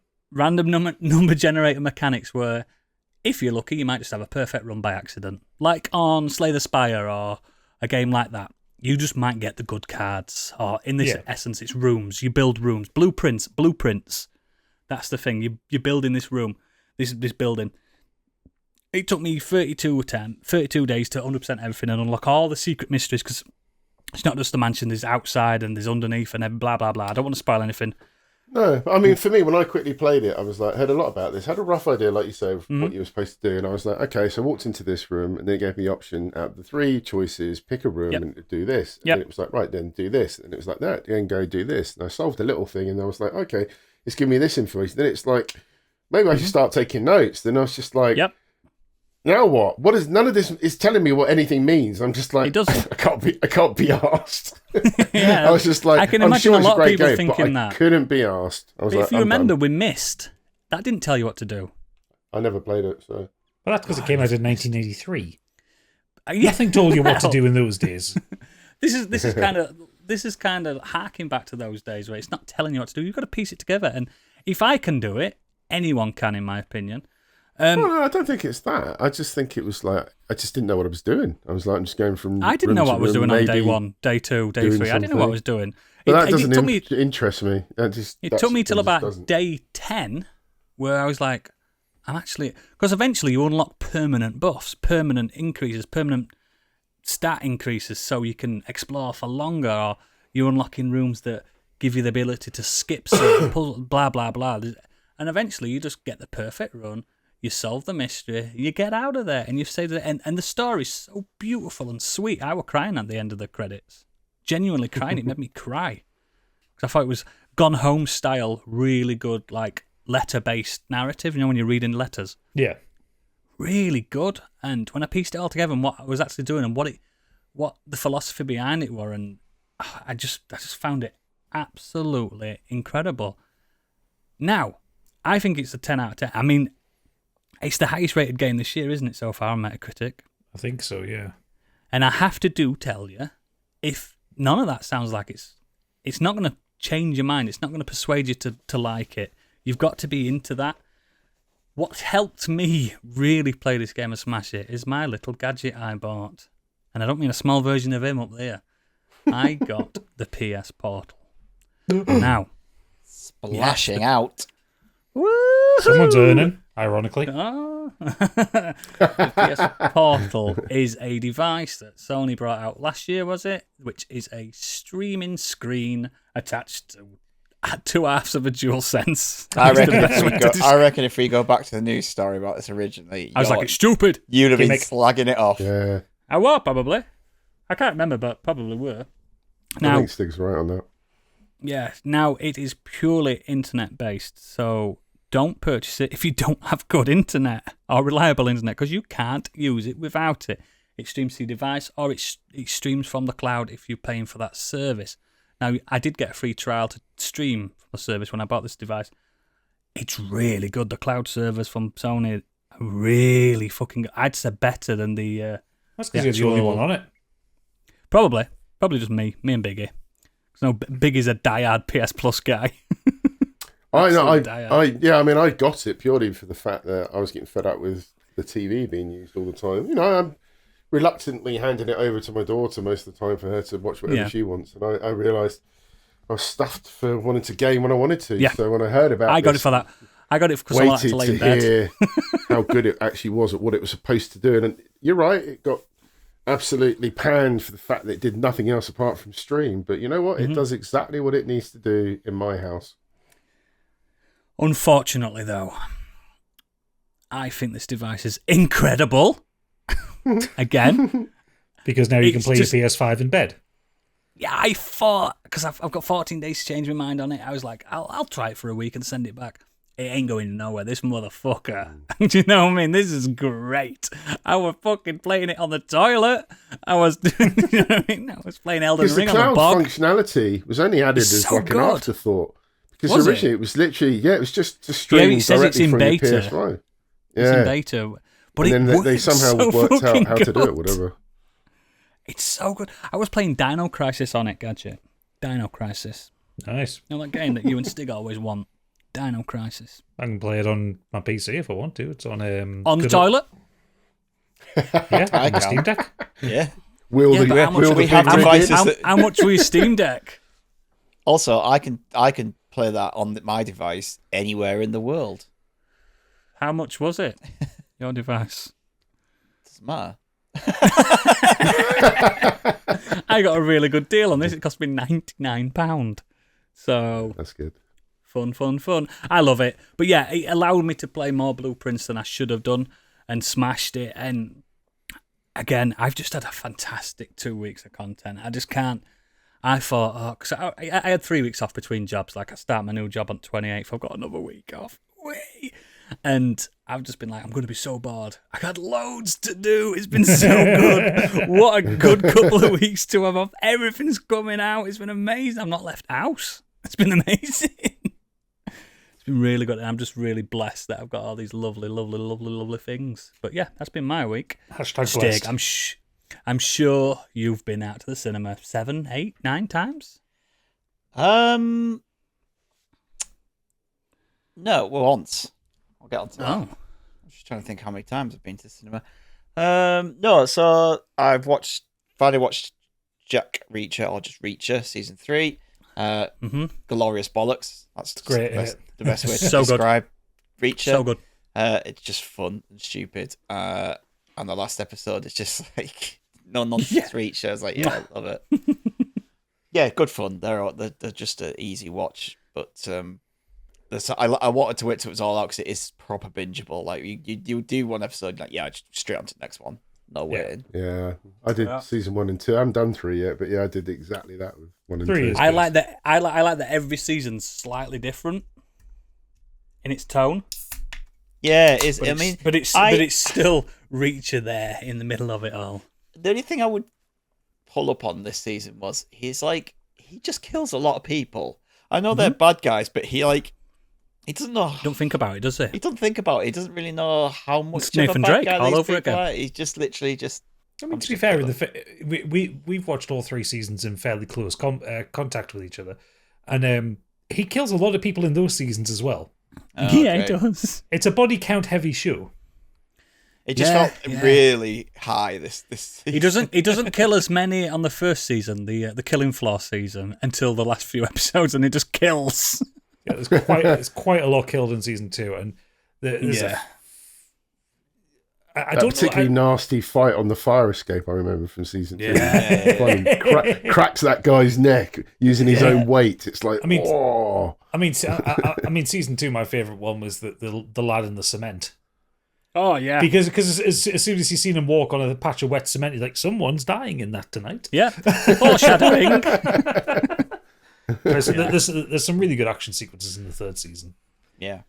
Especially, you remind me of Reacher a little bit, Stig, the Tom Cruise version. You're so funny. Everyone would win on last to laugh with you on there. There's a science behind that as well. No, so the 2 main things I want to talk about this week is I started a book called The Magicians by Lev Grossman. This came out in 2009, and I started and finished, should I say? And it's the first book of the Magicians trilogy. It's a contemporary Paul Daniels autobiography. No, it's a contemporary fantasy parallel universe style thing. The blurb on one of the front of it says Harry Potter for adults, which is a bit. It's doing it a bit. It's doing it a bit of disservice. Yeah.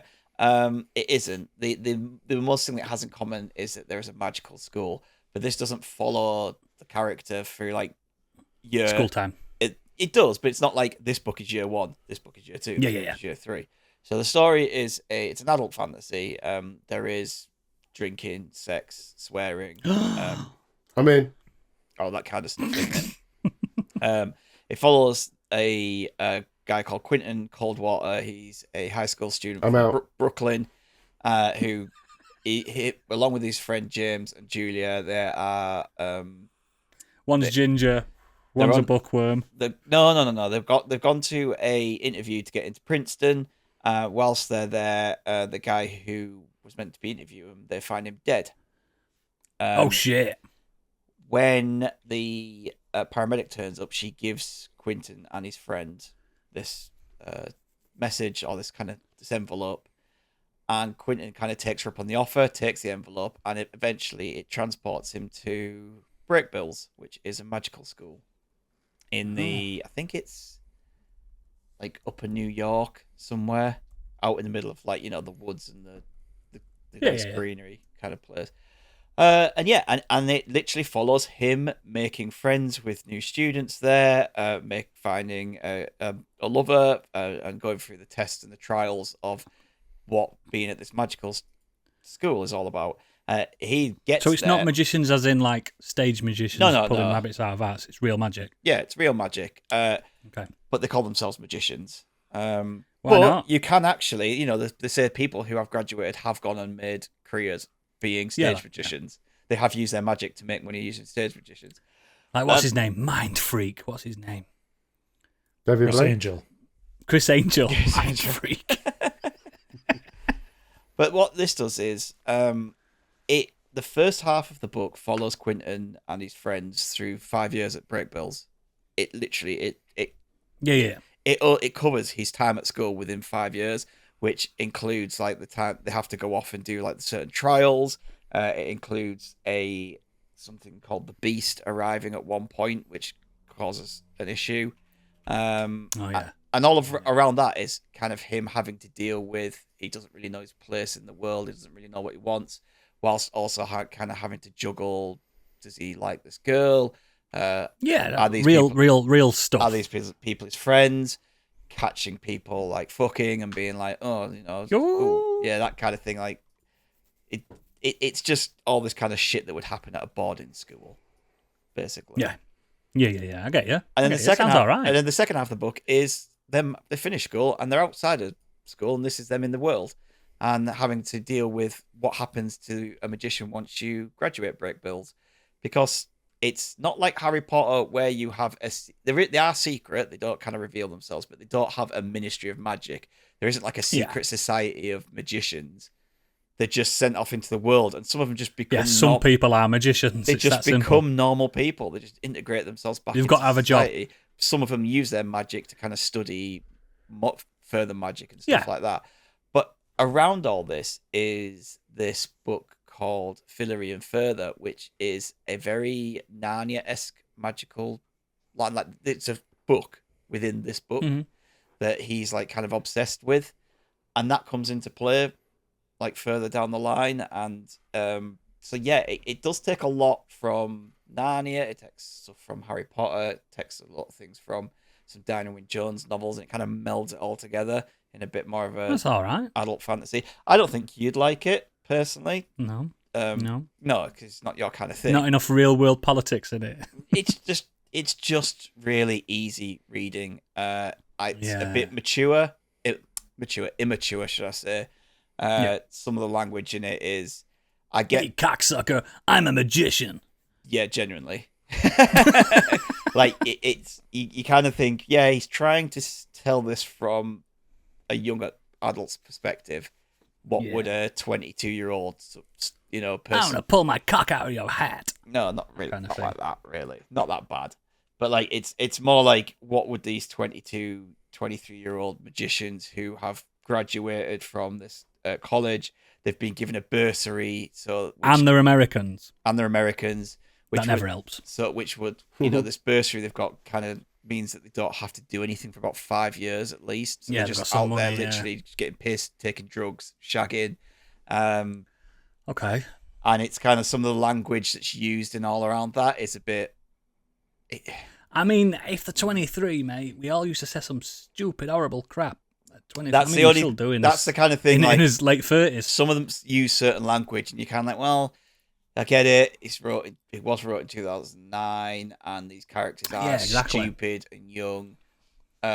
It's little things like, one time someone's trying to talk about how someone was molested, and she uses the word diddle, and it's like it just kind of doesn't fit. Like, sorry, I shouldn't even laugh. No, but it doesn't fit the way that scene. He's the diddler. We don't talk about the diddler. diddler. It's like. It's weird because I did enjoy it, and it's enough for me to kind of carry on and finish it.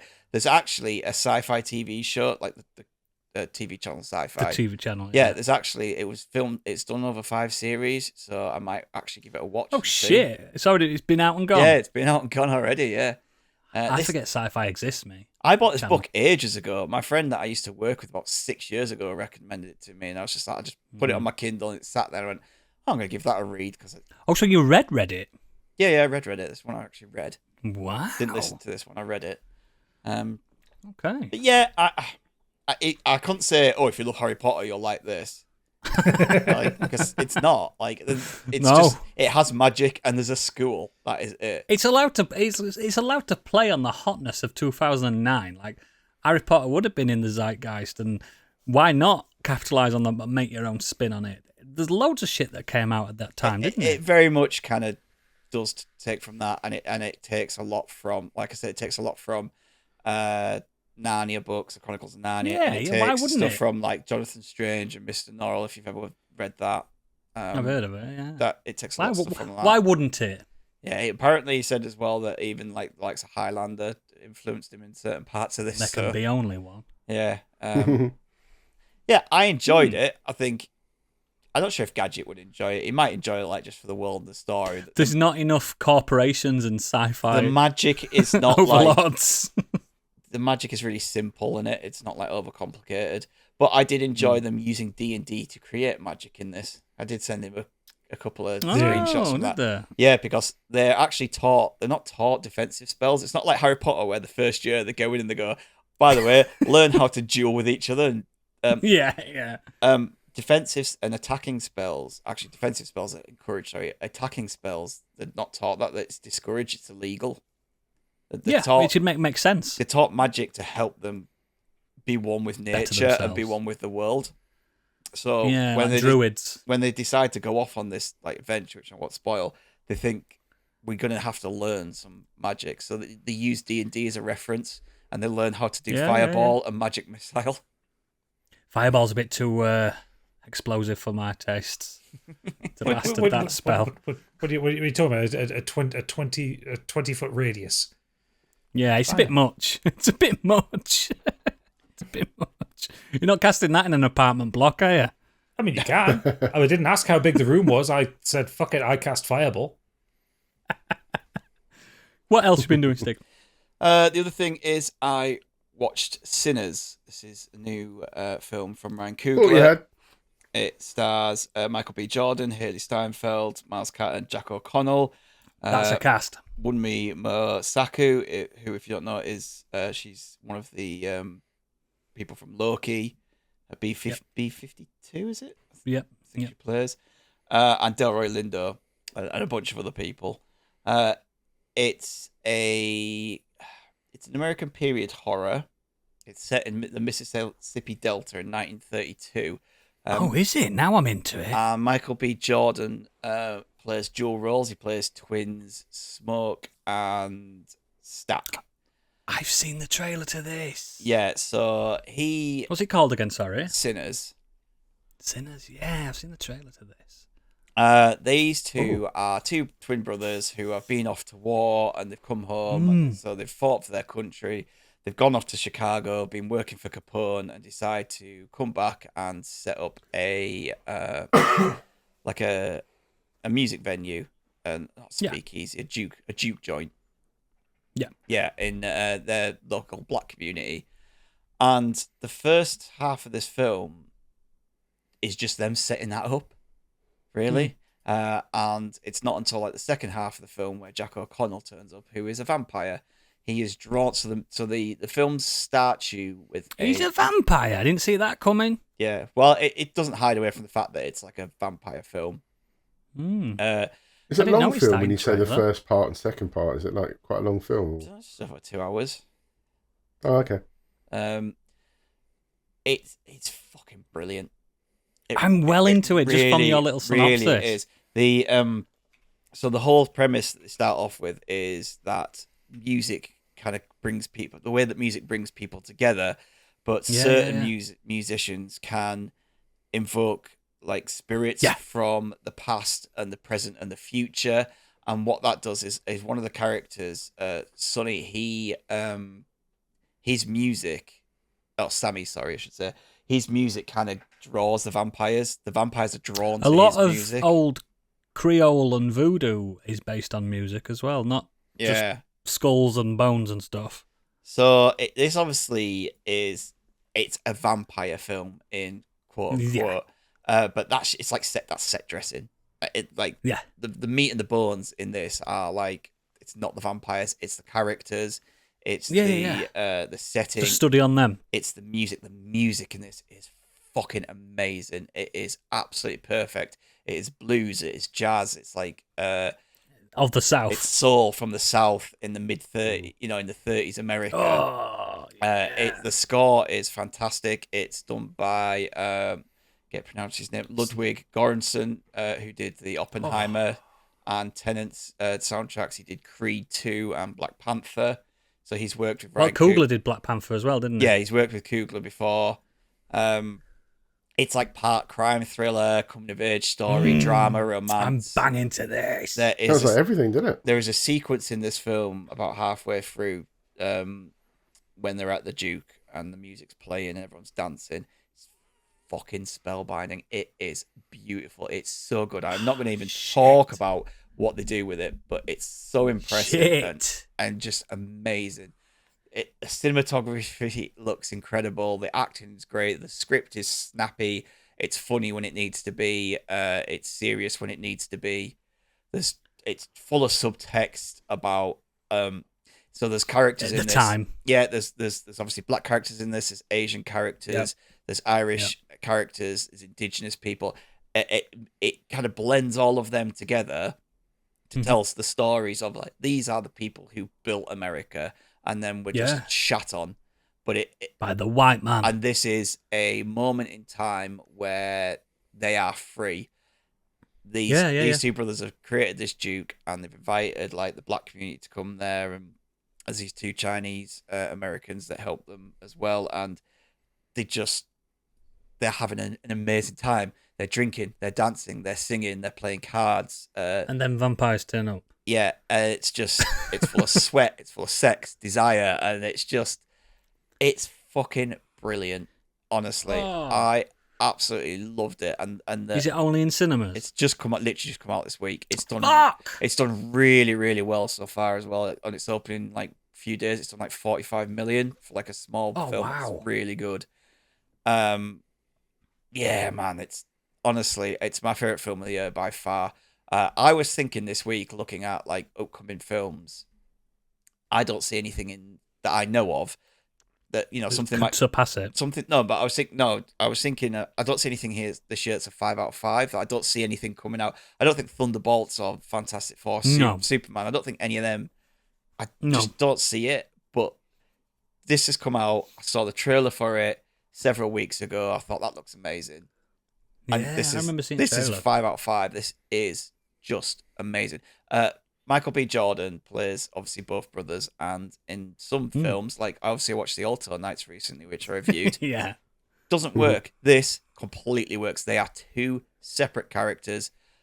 You can tell the difference. I mean, they look exactly the same. They've got the same facial hair, and the way to tell the difference is one wears red hat and one wears a blue hat. That's basically that's like twins in real life. But the characters are completely different.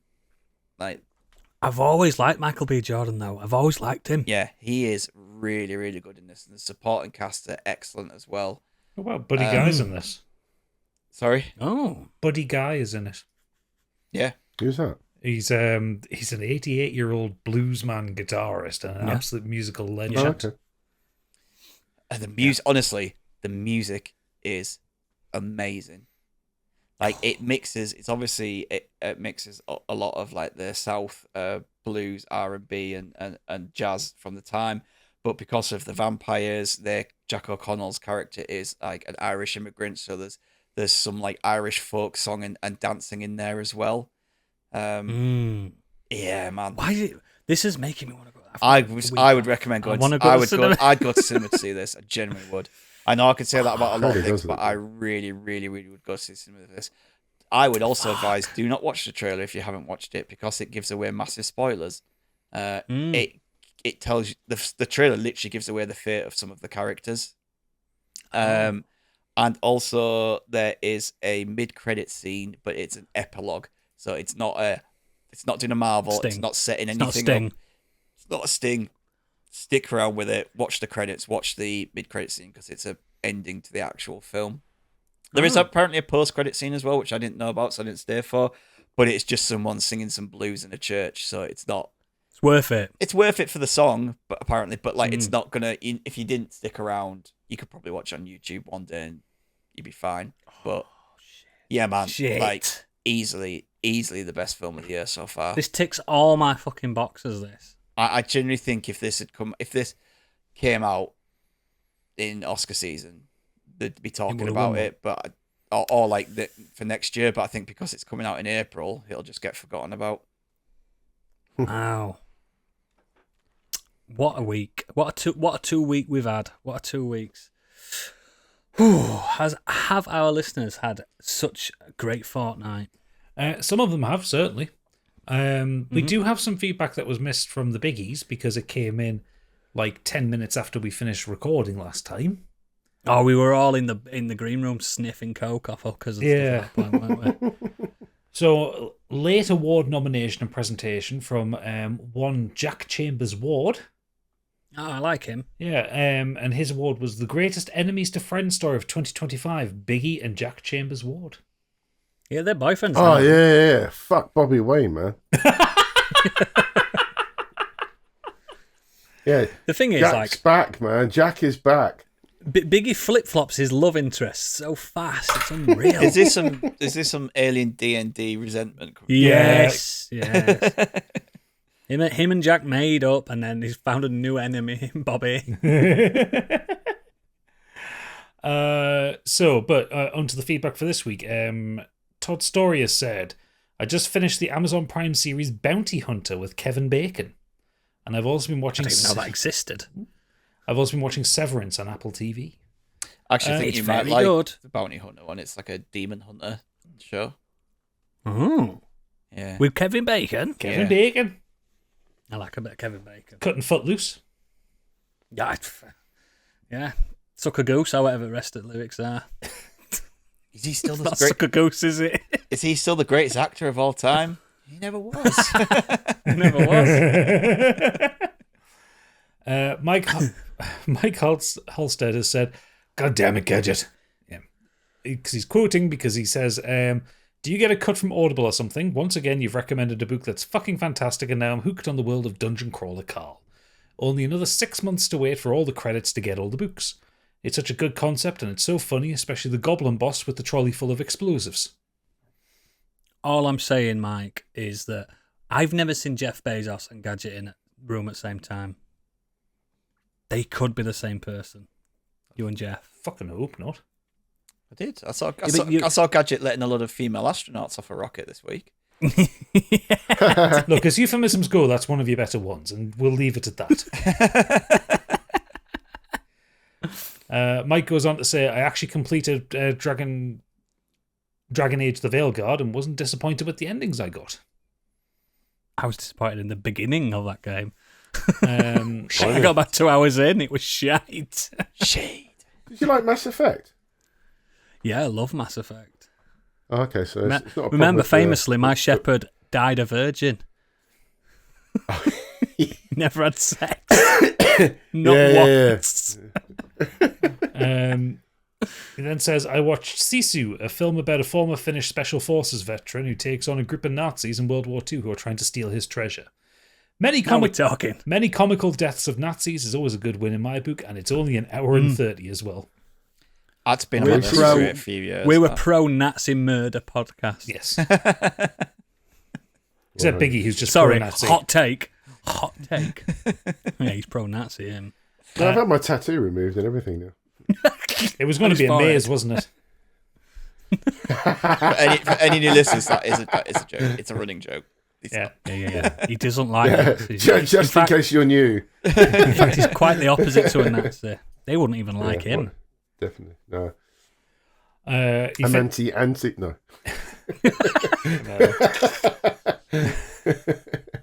He finishes off saying, me and Beck started watching The Blacklist starring James Spader as Raymond Reddington, who is a notorious criminal who was wanted by law enforcement agents. He agrees to help the police catch other criminals on the condition he gets to work with a new agent, Elizabeth. It's a fun show, if sometimes quite far-fetched and mental with the cases that they solve. Yeah, it was nice, especially after they killed off Ultron really fast in Age of Ultron. I needed some more Ultron in my life. You need some Spader.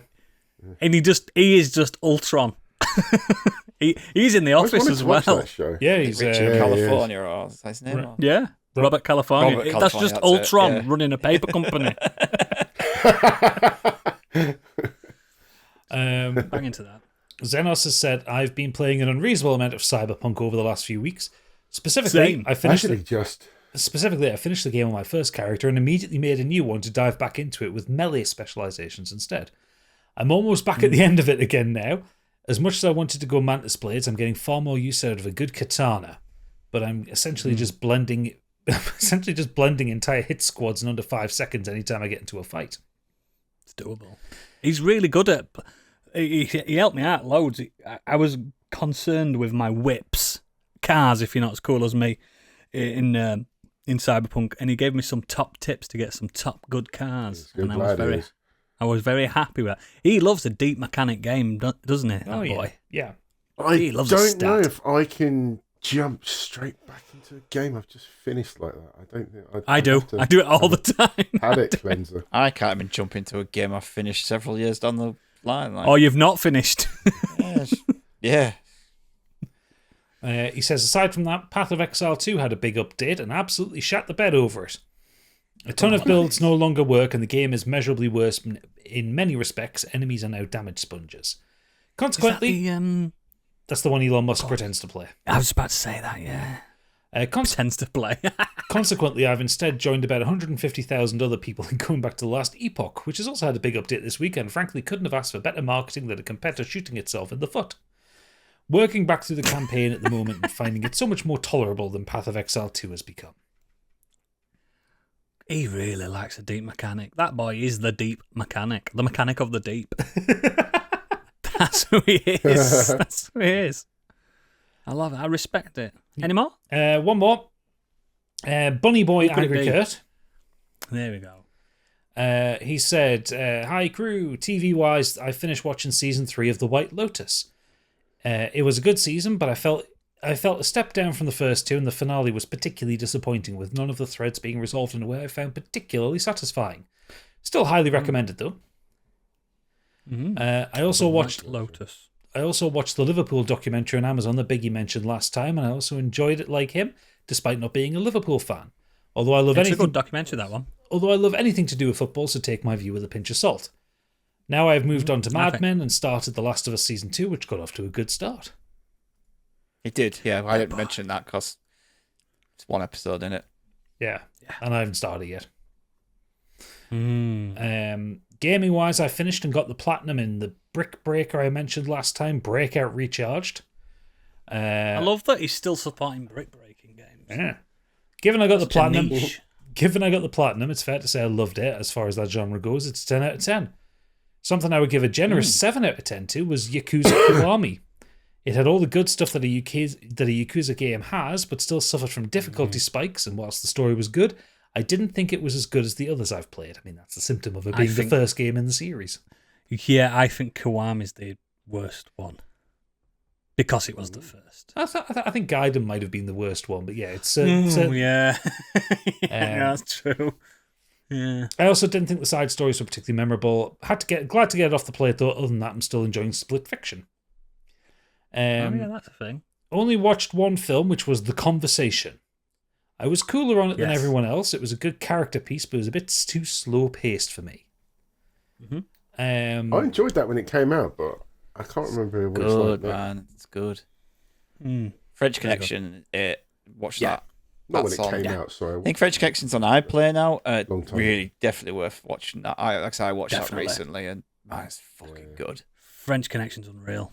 Papa. Finally, on reading, I finished Strange Pictures. Yes, it's Japanese crime, which was unlike any other book I've read, as it used illustrations in the book to help you solve the murders. It's a really innovative way of doing things. I've now started another from my favourite author, Keigo Higashino, called Newcomer. That's him. And it's also excellent so far. Man loves a Japanese crime novel. It's different to your Scandi crime novels that people got obsessed about 10 years ago. 'Cause the Japanese ones can be quite descriptive, can't they? So I like that he's into it. All the Scandi crime stuff is just people standing over fucking cliffs or fields, looking at the snow, contemplating There's murder. There's blood all over the snow. Somebody's been murdered here. There has been a murder. Yeah. And then mascara obviously streaming down the face. Or a frozen beard. Sad. Or a frozen Now let's beard, follow the blood prints in the snow. Oh, we found the killer. There he is. There he is. It's Henrik. Who would have thought it was Henrik? And now we debrief in the sauna. We've just spoiled every Scandi murder mystery novel of all time. You're welcome. You're welcome, people. You're welcome. Get on the Japanese ones. It's always Henrik. It's never Toshi or Kanada. Get into fucking Japanese ones. Like Which Henrik? Henrik Laudsen. Ah. Retired from football and killed people to kill people. Yeah, definitely. Cool. Is that everything? That is everything. As always, links to all our extracurricular activities are in our show notes and at our Blue Sky, which is something Blue Sky, bloody modern bloody escape, bloodies, I don't know, dot. Fucking just search for us on Blue Sky. It's in the show notes. It's in the show notes. They're just not catchy enough than at Modern Escapism. God, I miss Twitter. The good old days. But Twitter's dead and full of Nazis. Oh, now it is. Please consider becoming a patron because you get lots and lots and lots and lots and lots of good stuff. Great stuff. Consider becoming a Biggie bundle for Easter. For Biggie, for a treat. Because you get all that Scorched sheep goodness, you get all our other stuff. It's worth it. We'd normally have a, a Candyland. She's not here. Have we got anything? Kurt gave us a listener Candyland, if you want to do that now. Fucking too right. Why does kitchen roll always have a pattern on it? Even the cheap stuff. Absorption. Thank you for listening. It's been... That's it. It's absorption. Surface area. More surface area means better absorption. Sorry, Kurt. We soaked that up. Hey! I think genuinely that's it. That's the reason. I'm not trying to be a twat about it. No, you're just a twat in general. Just more absorption, isn't it? It's got a bigger surface area. I think it grabs surface tension, doesn't it? Surface tension, yeah. You've got grit. It looks nice in your kitchen if it's got a pattern on it. Sillet bang. That's not kitchen That's not roll. kitchen, that's fucking I know, cleaning product. It's That's still for your toilet. cleaning products, isn't it? No! Kitchen towel and bleach It's a aren't the cleaning same product. thing, but they're both Kitchen cleaning You products. use bleach with a kitchen for towel. wiping surfaces. Sillet bang kills all the bacteria. 99%. Well, settle down, Barry Scott. Are you on fucking commission these days? Hi, I'm Barry Scott. He looks like Barry Scott. He doesn't. That's it. Is this how you're getting your credit card paid off? You're becoming the fucking JBL of modern escapism. Imagine, right? Because none of us here sit and watch QVC. We're going to fight Biggie on the end of fucking end of aisles in Asda. Oh, yeah. But imagine, like, probably only Candy watches QVC out of all us, but imagine watching like midnight and Biggie's sat there trying to flog these fucking ShamWows. I've only had 2 of these. All right. Thatcher's Gold. What a fresh, crispy cider drink this is. Crispy. This is why I'm surprised he's not massive on TikTok flogging all this crap. Someone at Thatcher's is going to get fired. 24 cans. 24 cans for £7 plus shipping. There's been a proper mistake at the Toffee Crisp factory, and you can now get 400 bars for 32 pence. Only through my TikTok shop. Click on the link down below. Oh, God, yeah. Sorry, Kurt, but yeah, that's the answer. We had our own Absorption, Candyland mate. somehow. It's absorption. So if you want more of this nonsense, consider becoming a patron and you'll get more in the green room. But for everyone else, all you tight shit bastards that are not going to get a good absorption, that's it. It's because I've not been drinking. I can't speak. I've been on liquid death. Someone at liquid death's getting fired. I can't speak. Campbell, you bottomless get. Till it, bye. See you later. Bye. And goes the podcast.